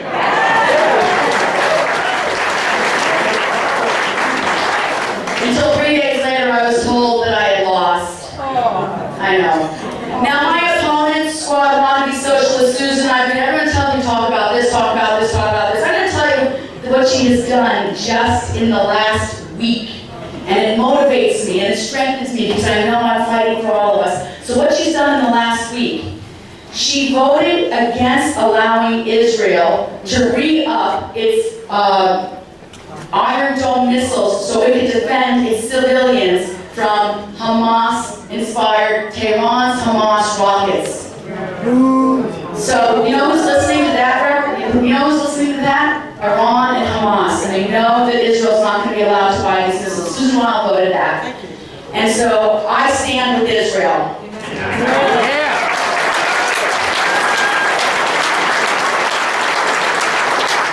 Susan Wild voted against allowing the Height Amendment to be put into the budget. Since 1976, that amendment has been in the budget every single time as a bipartisan amendment. And what that amendment does is it protects your taxpayer dollars from funding abortion, and she voted against it being put into the budget for the first time in history. Can you believe that? Well, let me tell you, as your conservative voice in Washington, I vow that your taxpayer dollars will not go to fund abortion.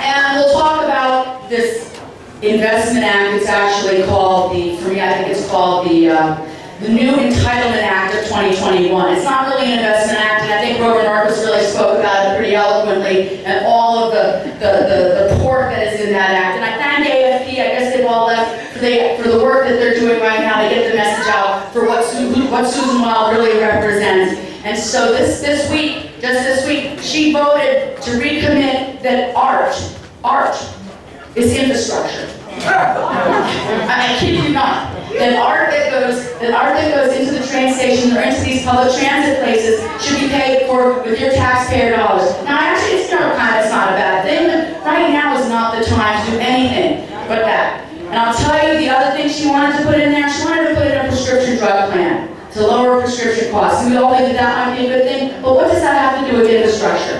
And $2 trillion, and job crushing, tax increasing, economy wrecking legislation like this Entitlement Act. But what I'll also tell you is the Republicans also came up with an infrastructure bill at $460 billion, less than a quarter of the cost, that addressed roads, and it addressed transit, and it addressed water transit, it addressed broadband, and it addressed bridges, things that we actually call infrastructure. But Biden will not sign off on anything that does not include that entire bloated Democrat bill in it. So as I told you tonight at AFP, we want to tell Susan Wild to vote no on the Infrastructure Act. But what we can do now, next year, is make sure we all vote no on Susan Wild.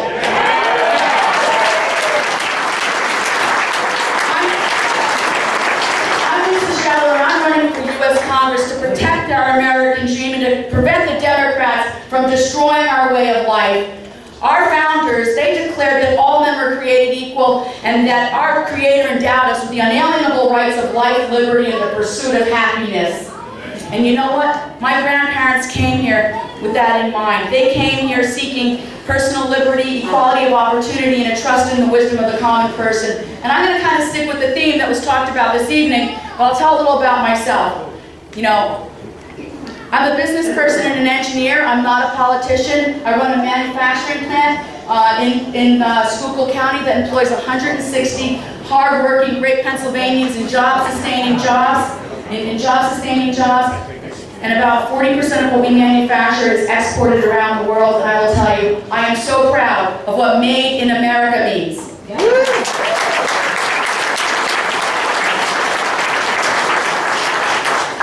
I've had my struggles. In April, I celebrated 39 years being clean and sober from heroin addiction.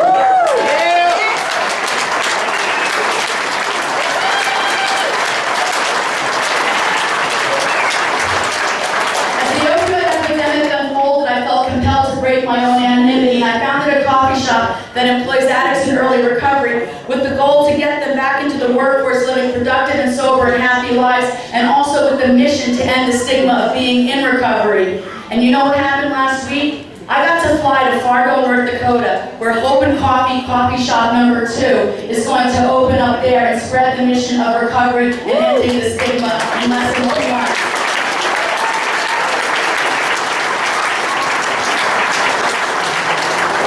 And I'm a mom who loves my children, and I want for my children the very same thing that we want for all of our children, and that is to be able to have the opportunity to live the American dream. Now,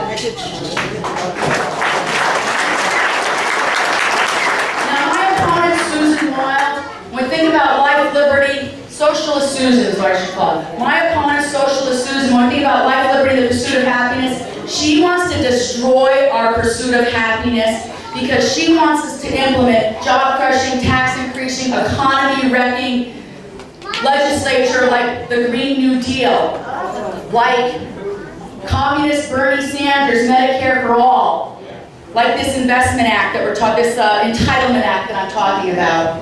But let me tell you, I want to promote the pursuit of happiness. And I'm going to do that by growing our economy, creating jobs, and lifting us all up.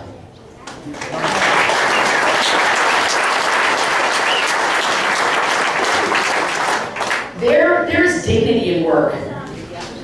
The government shouldn't be paying people to stay at home and not work. Government pay leads to government dependence, and government dependence leads to government oppression and government tyranny.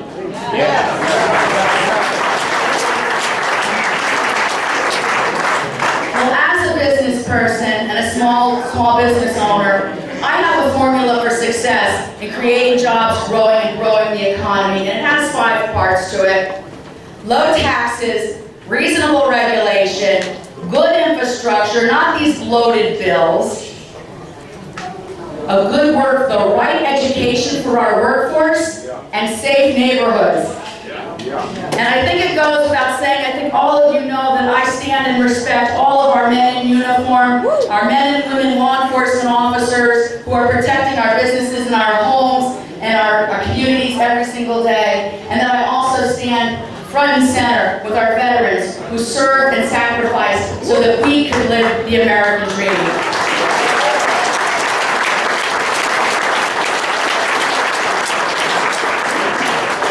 Those 5 things I just said, the infrastructure, the low taxes, the reasonable regulation, safe communities, and the right education, that's a formula that I'm going to take with me to Washington as your voice in Washington to help grow our economy and achieve the American dream.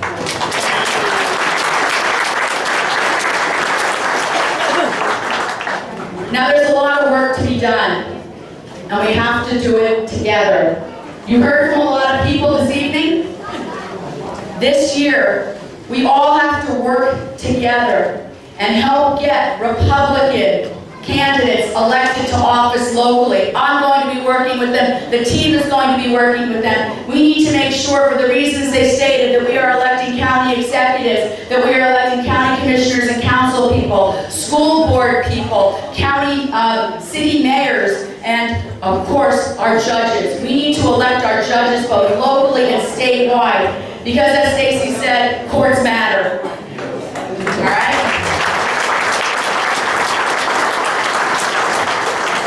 And then I'm going to ask you to stand and work, all of you, with me, Lisa Scheller, so that in 2022, we can take back the House for Republicans. Give Susan Wild her walking papers and knock the gavel right out of Nancy Pelosi's hand.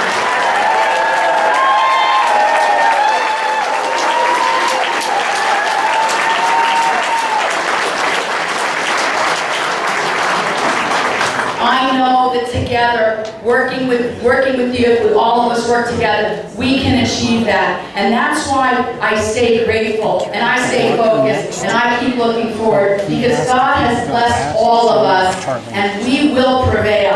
And I say thank you so much. God bless you. God bless the Commonwealth of Pennsylvania, and God bless this glorious United States of America.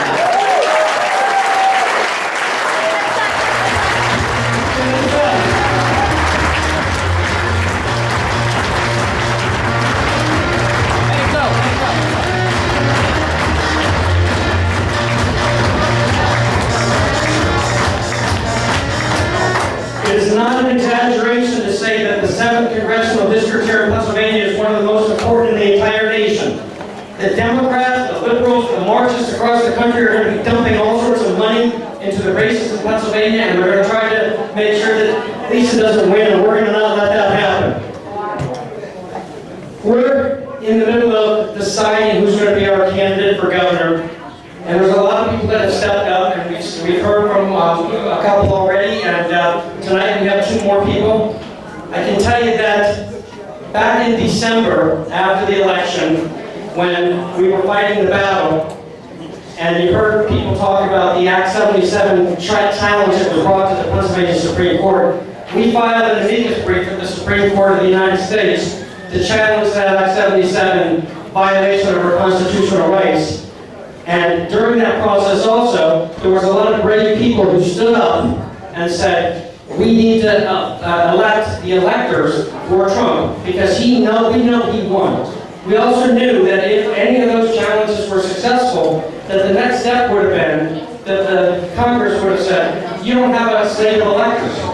So there were some people that went to Harrisburg to vote President Trump to be the president of the United States as electors. We had 20 people. I was one of them. I was blessed to be one of the people that stood up. The person who opened up his office in Harrisburg for us to be able to do that, to stand up for the right thing, is here today. He's driven to meet us today. In fact, I believe, weren't you on Sean Hannity? He was just on Sean Hannity. Hold on a second. No, that's right. Hang on. So anyway, Charlie Gerow is running for governor, and Tom has to control pictures. Ready to go? Yes. So, now, come on.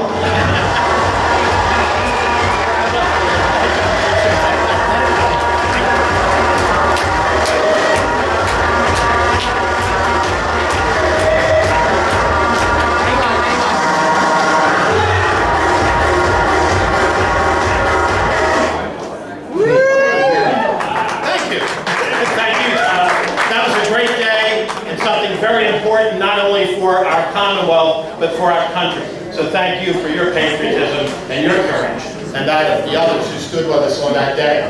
I just wanted to let you know that unlike Stacey Wallace, I'm much younger than I look. I'm glad that some of you had an opportunity to tune in to Sean Hannity and listen to me pull forth today, so you don't have to listen to the rest of this, you've already heard it. And tomorrow morning, I'll be on Chris DeGaulle, for those of you that listen to him, 8 o'clock tomorrow morning, and I'd love to have you tune in. Nice. I'm Charlie Gerow.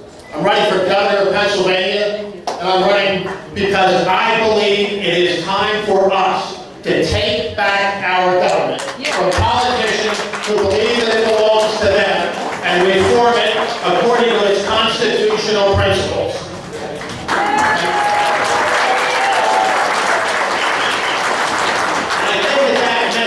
Particularly important on this, the eve of our Independence Day.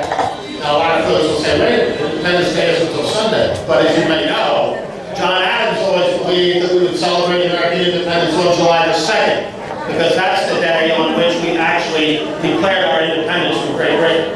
So, do this. Celebrate all weekend long.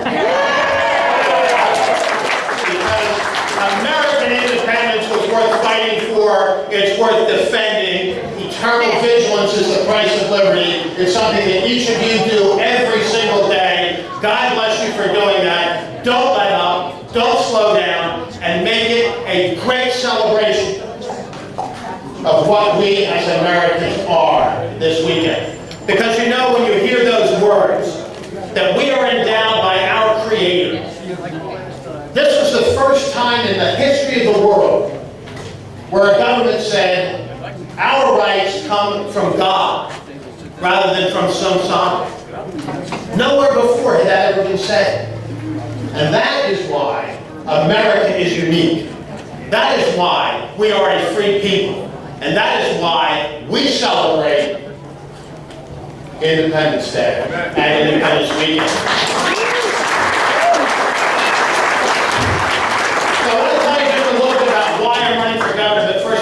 Share a personal note. Now, I recognize that you really have been incredibly patient tonight, and I mean that sincerely. I've listened to all the speakers, and you've heard some great ones, and I know that the evening is late, and that you're probably running a little thin, so I cut my remarks back. I'm down to about 45 minutes. So all will be good. We're going to have a great time together. But let me just tell you a couple things about me personally, and then let me tell you a couple things about what I'd like to see the future of this Commonwealth be. I grew up right down the road in Bucks County, so don't hold that against me, but I know a little bit about the Lehigh Valley. But although I've lived almost all my life here, I wasn't born here. I was born in a slum in Brazil. And my birth mother realized that there was no way she could take care of me.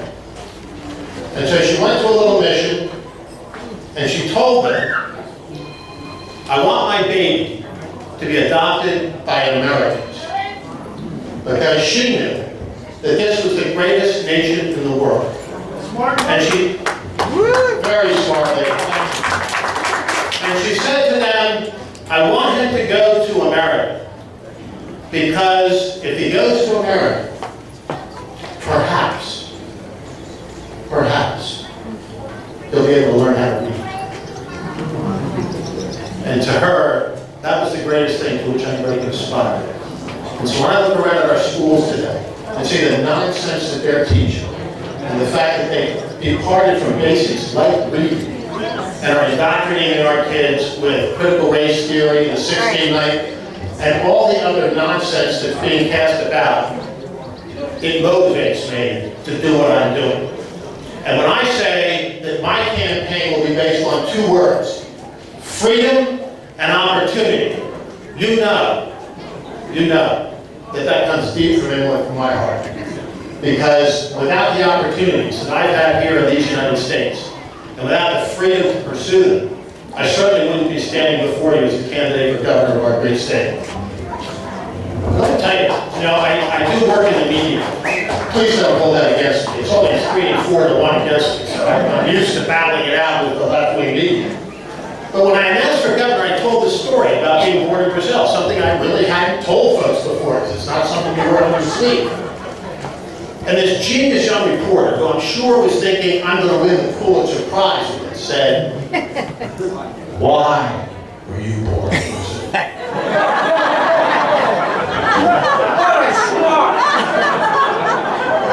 So I thought for a minute, and I said, well, I wanted to be close to my mom.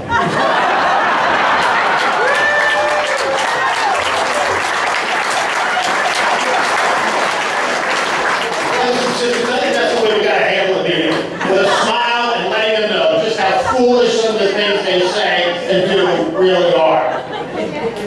You know, my dad told me, before you tell people what you're going to do, show them what you've done.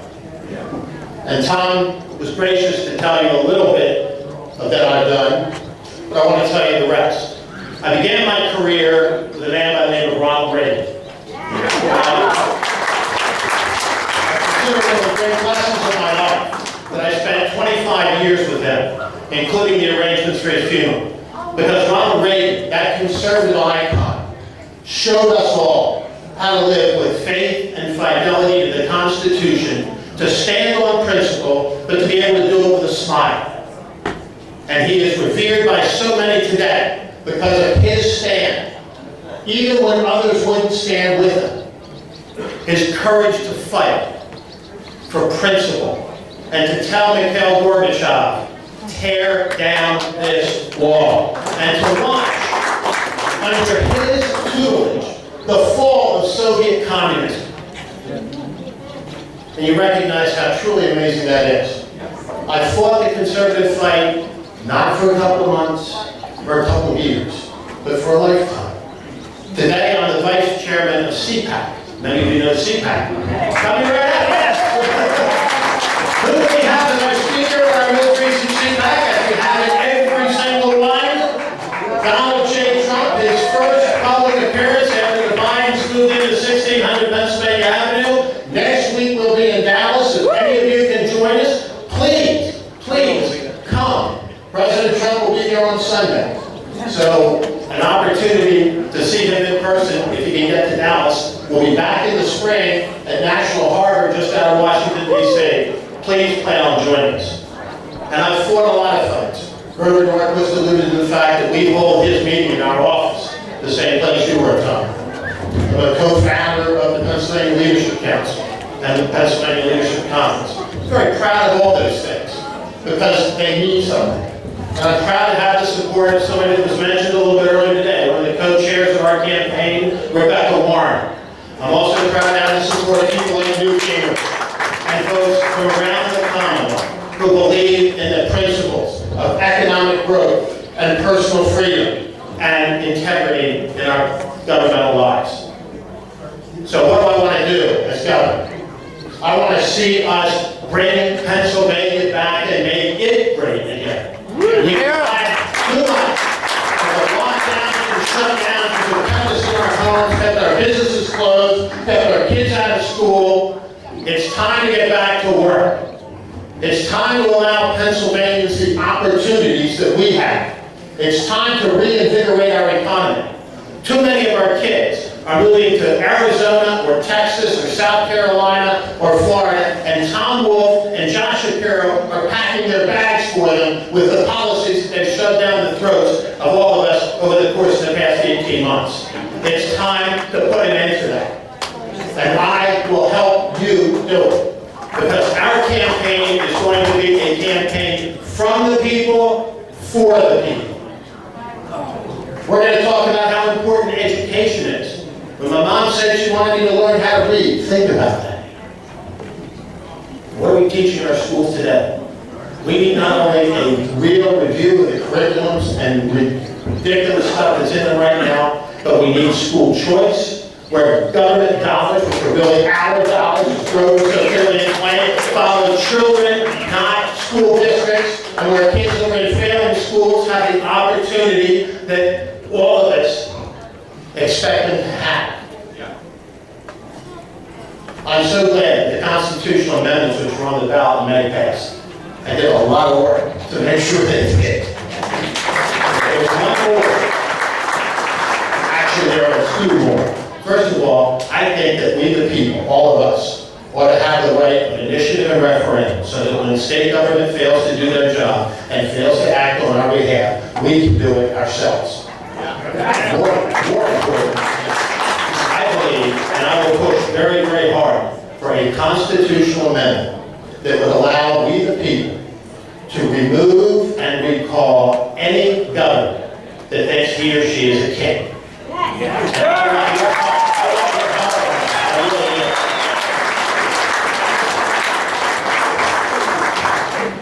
This clock says I still have a minute and 20 seconds, and my 45 minutes are not going to expire. In all seriousness, I want to end with this. I said it's going to be a campaign from the people and for the people, and that's all we do.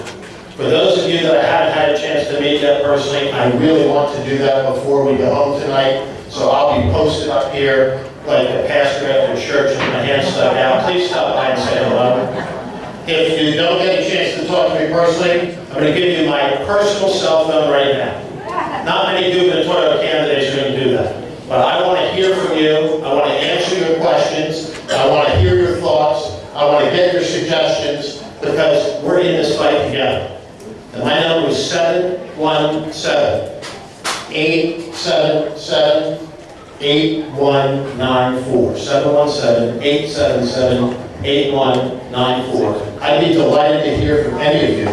My website is charlieforgovernor.com, charlieforgovernor.com. I'm honored to be here with you tonight. Happy Independence Day. God bless America, and God bless each of you for all you do every day to preserve and protect and defend the freedoms that we enjoy. Thank you.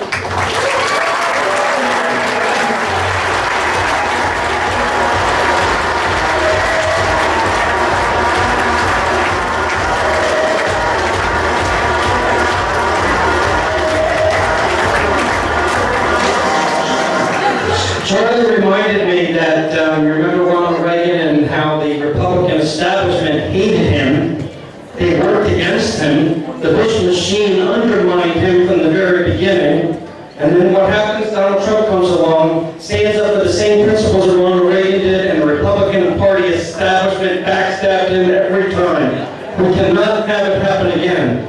Right now, the awakening is happening, and part of that is so many good, talented people have stepped up to say they want to run for governor or senate. And we have several candidates. We've already heard from Lou Bartlett. We heard from Charlie tonight. We're going to hear from another man tonight that has an amazing life story himself. God has blessed us to bring him to America as well. And, you know, sadly, I wanted to be a doctor, but I had no patience. But this man is a world-renowned surgeon and has a compelling life story himself. And I'm so proud to be able to introduce Dr. Zama, running for governor of Pennsylvania.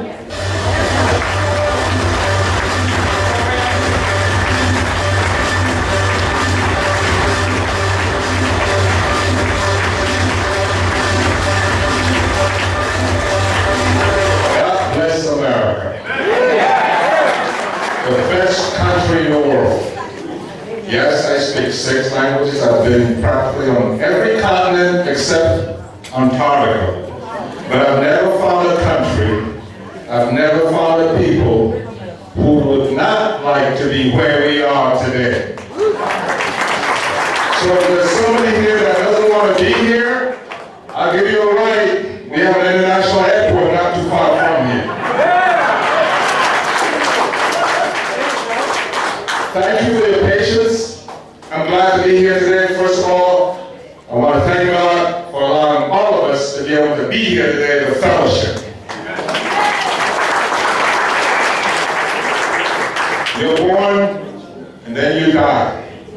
There's a very small interval between those figures. You go to a tombstone, born 1918, died 2018. And there's a small dash between those numbers. I don't want you to feel sad. I think we need to rejoice. There's so little time that we have on earth that we need to do some good and we need to think about others. Therefore, I'd like to thank my brothers and sisters who organized this event this evening to bring us together, and we ought to do more of this. And I look forward to being a part of the group.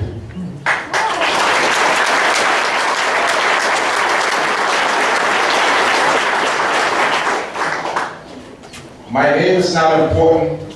I believe I carry my heart in front of me.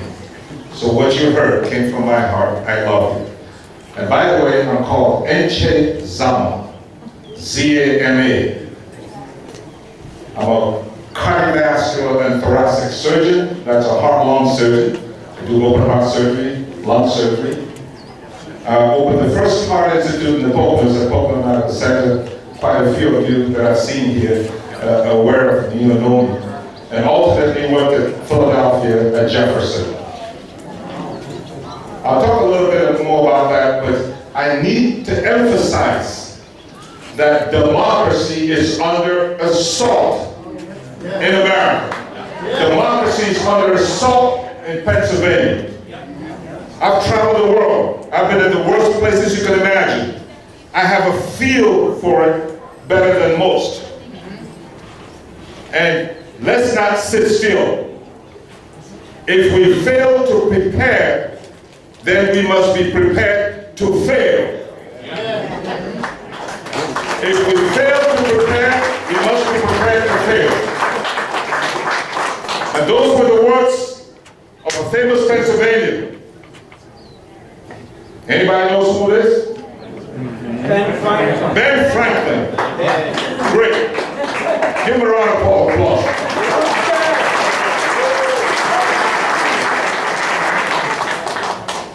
Therefore, we must elect the judges in November.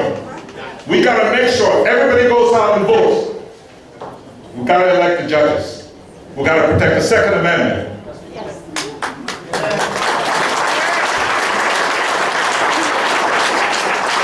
I'm not going to talk about pro-life. It's not an issue, because everybody alive must be pro-life.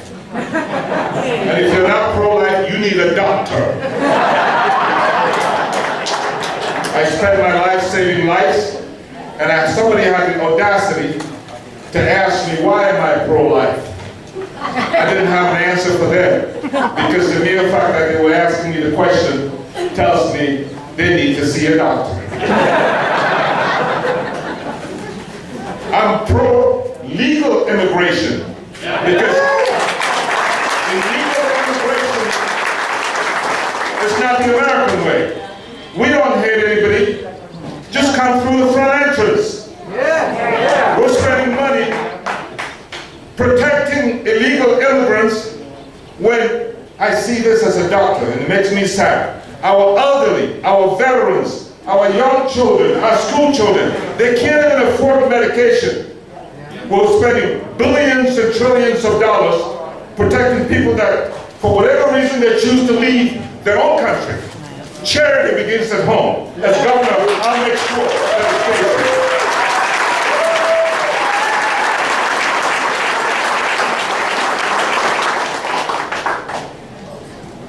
COVID has destroyed our economy, not because of the virus itself, and I'll tell you a thing about the virus, about poor leadership, poor management. Mismanagement has killed lives in Pennsylvania. Mismanagement has destroyed lives, destroyed businesses.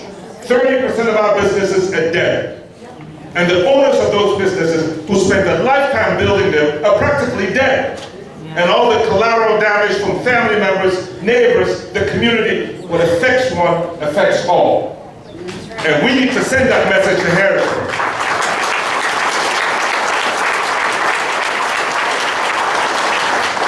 And I want y'all to give a round of applause to all the women in this room. Yeah. And who has borne the greatest burden from the COVID pandemic? It's been our women. The majority of the frontliners are who? Women. Who's taking care of the kids at home? When the educational system has been turned upside down and homeschooling has become the norm? Women. But yet, I speak as a doctor and as a human being, as a humanitarian. Mental illness has gone up in the state. These suffering women. I don't hear the governor talking about it.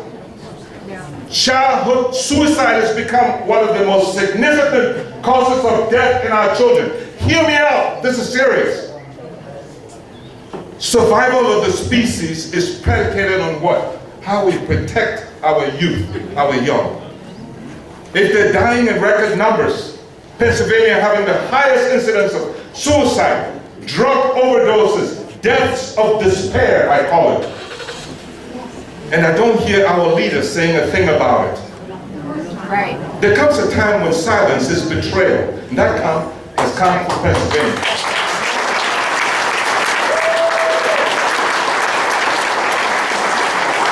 So our businesses are devastated. Our farmers, Pennsylvania being the preeminent state in the United States and the world for farming, their lives have been destroyed.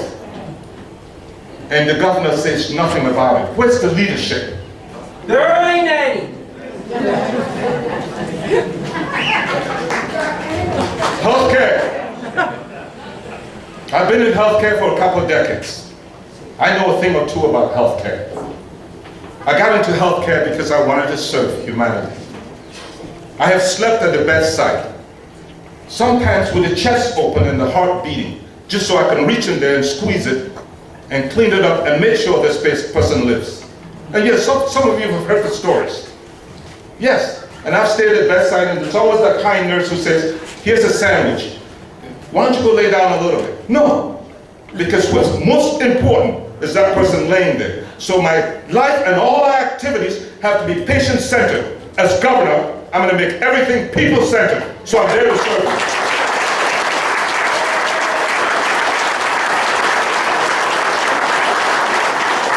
Energy.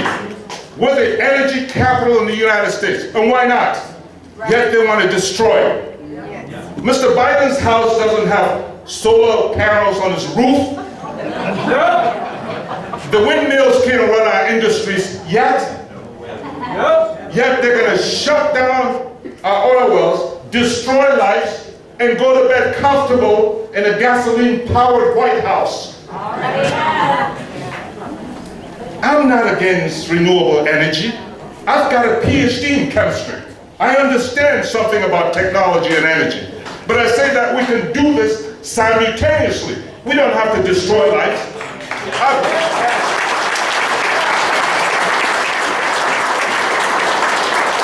I want us to be the first in energy, in renewable energy. But we can't drop everything here for political expediency. I'm a realist.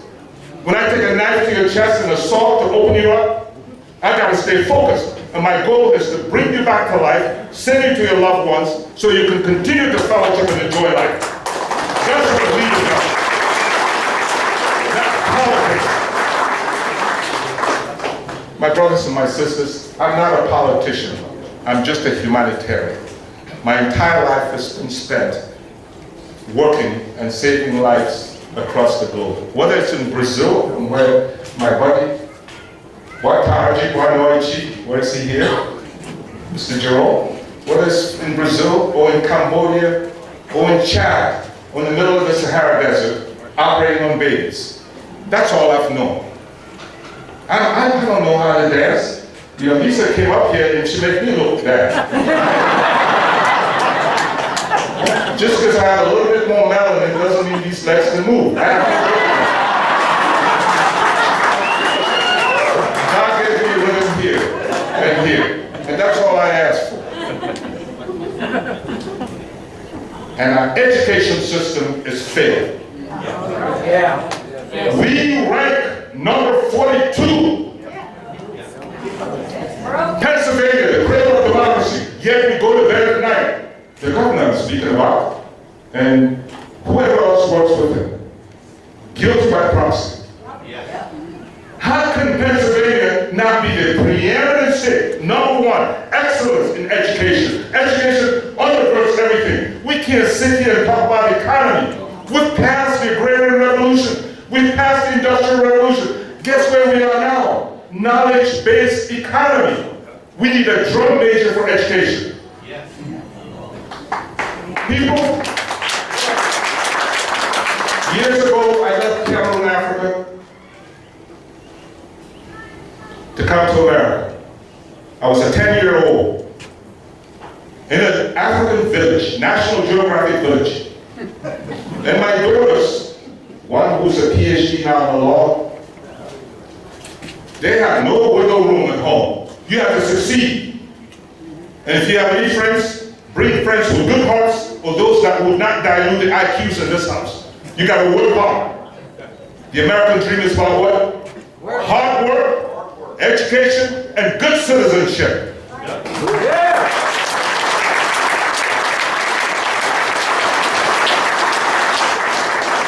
So 10 years old, unfortunately, God set me on this path from a very sad beginning. I went to a bush hospital. My mother, who was the ultimate drill sergeant, as you can imagine, got pregnant. The belly was getting big. One morning as I walked away to school, she called me back and she said, unquote, if you read my book, that will come out in about 3 weeks. Forever, think with your heart and work with your mind.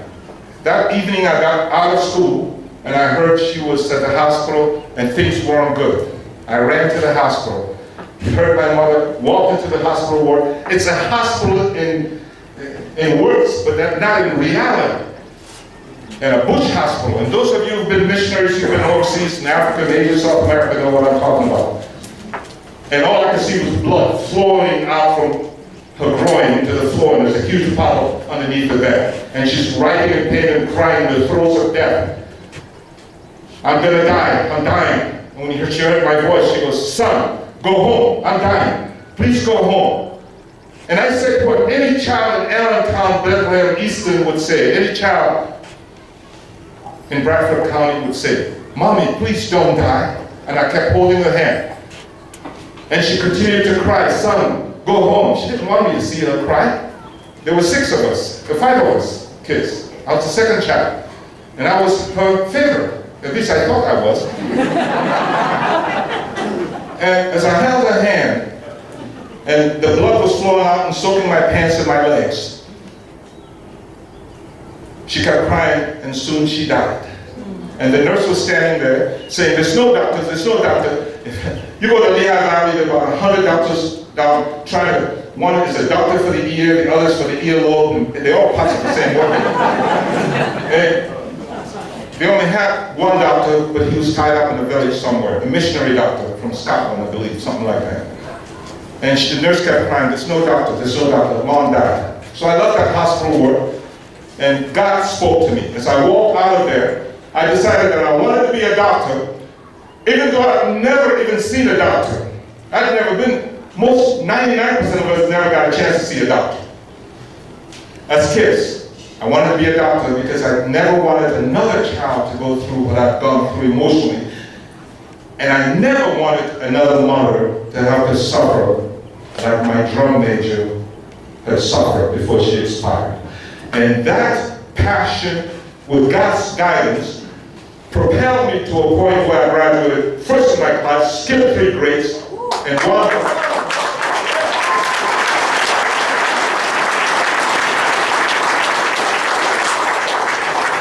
one up, and my father sold us everything we own for $300. I still have the receipts for a one-way ticket to New York City, and a basket was passed around the room. $20, not $21, not $19, $20 was the total. That's how I arrived in New York City.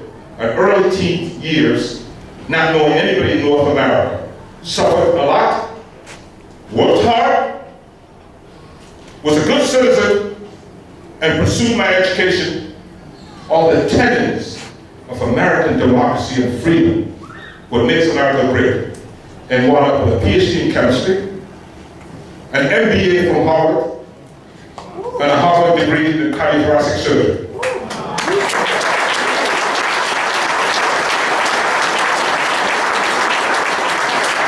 I've taken that degree, I've traveled the world, to Vietnam, to Brazil, in the slums of Brazil, where my colleague here came from, doing pediatric heart surgery.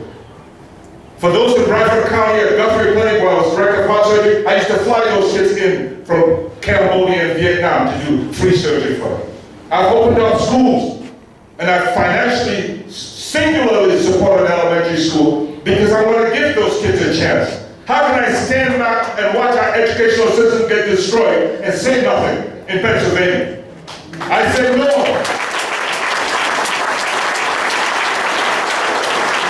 Under my leadership, we will be number one. I settle for nothing less than excellence.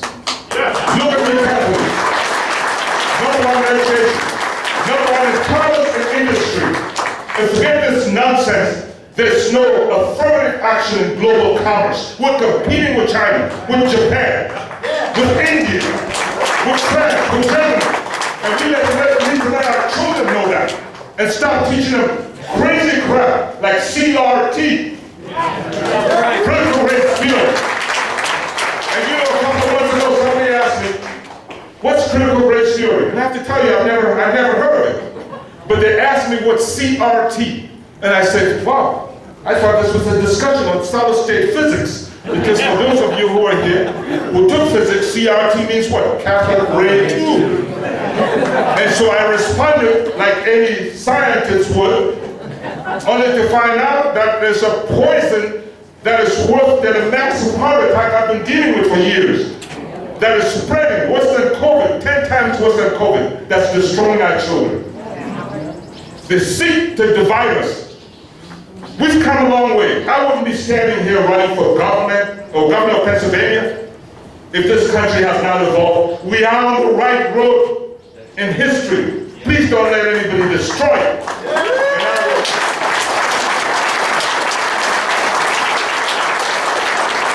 As your governor, I'm the ultimate nightmare for the proponents of this theory, because I'll speak about it. Our children need to be empowered. Instead of promoting these theories, let's exploit the great potential in our children. Let's teach our children in elementary schools in Southwest Philadelphia financial management, coding in elementary school. The Chinese kids are learning coding. Our kids need that. Leadership, how to work together, love. That's what our children need. The people who promote this theory themselves never sat down to study it and it wasn't part of the curriculum. Close your eyes and think about that injustice. These are evil people. And let me tell you who didn't learn critical race theory. 45% of African immigrants with advanced degrees, they're the most educated in America. 42% of Asians with advanced degrees, most educated. You look this up when you go home. 28% of Europeans, immigrants, and what? 20% of American born. That's who didn't learn critical race theory. And if you sit back, a lot of people in Venezuela sat back.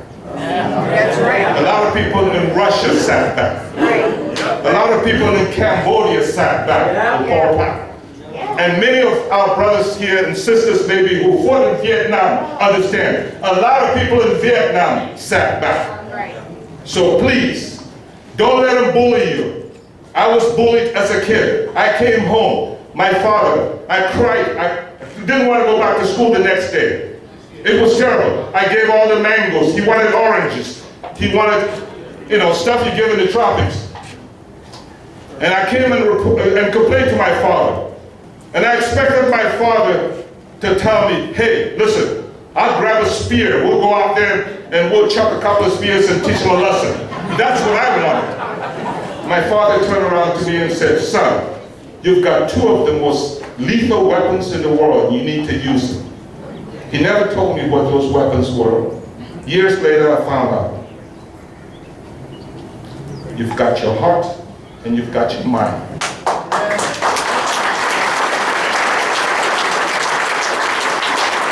As I come to the end of my talk here, I want to tell you, let's not let the anger within us from election outcomes, let's not let the anger within us from crazy theories that seek to divide us, to destroy us. Let's channel that anger into creative changes to support democracy, because that's we sitting here who have that responsibility to preserve democracy and protect our children of the future. And all of us are going to die, as I said.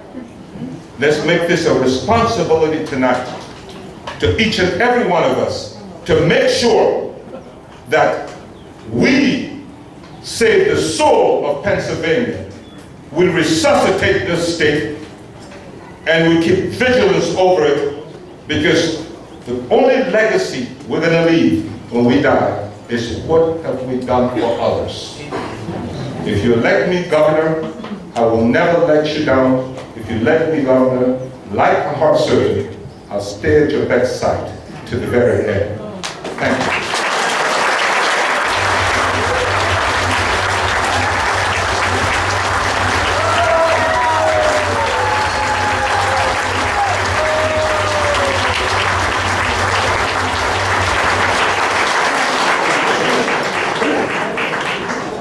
If you can't find joy in the world that God gave us after tonight, then you got to think about what's wrong with your own head. We are blessed by God to be Americans. We are blessed by God to have so many good people standing up. Thank all of you for coming, but we want to talk a little bit about some of the things that we're doing real quick as we wrap up here tonight. We want to give you a little bit of an update on the Impeach Wolf action. Lehigh Valley Republican State House Reps Ann Flood, Zach Mako, and Gary Zay are refusing to stand up with us against the tyrannical governor by sponsoring the articles of impeachment against him. It's not a big deal for them to sign on this resolution, but they have refused. Therefore, tonight we announce our intention to replace them in 2022.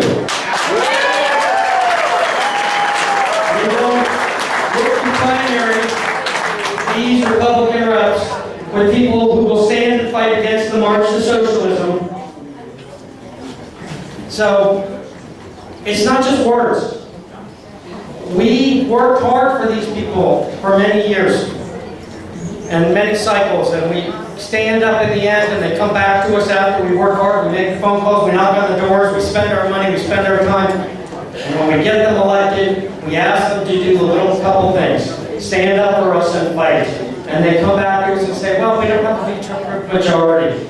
And then we say in the end, when they run for re-election, well, we don't like what you're doing. But then when it comes time to go past the primary, we turn around and say, oh my God, we can't let that liberal Democrat win, so we vote for these people again. They're no better than the liberal Democrats because they're giving us nothing but the garbage that they give us by not standing up and fighting for us. So we need to stand up. We need to do our homework, listen to the people that have come here tonight, talk to them, get to know them, and get behind somebody that you're going to support to run for lieutenant governor, governor, and senate. And we all need to get behind Lisa Scheller to beat Susan Wild in 22. So next month, August 5th is our meeting. We should be back through this fire hall at that time. I mean, we didn't lose our lease there or anything. We just came here tonight for a special event. So thank you for coming out to this great venue here tonight.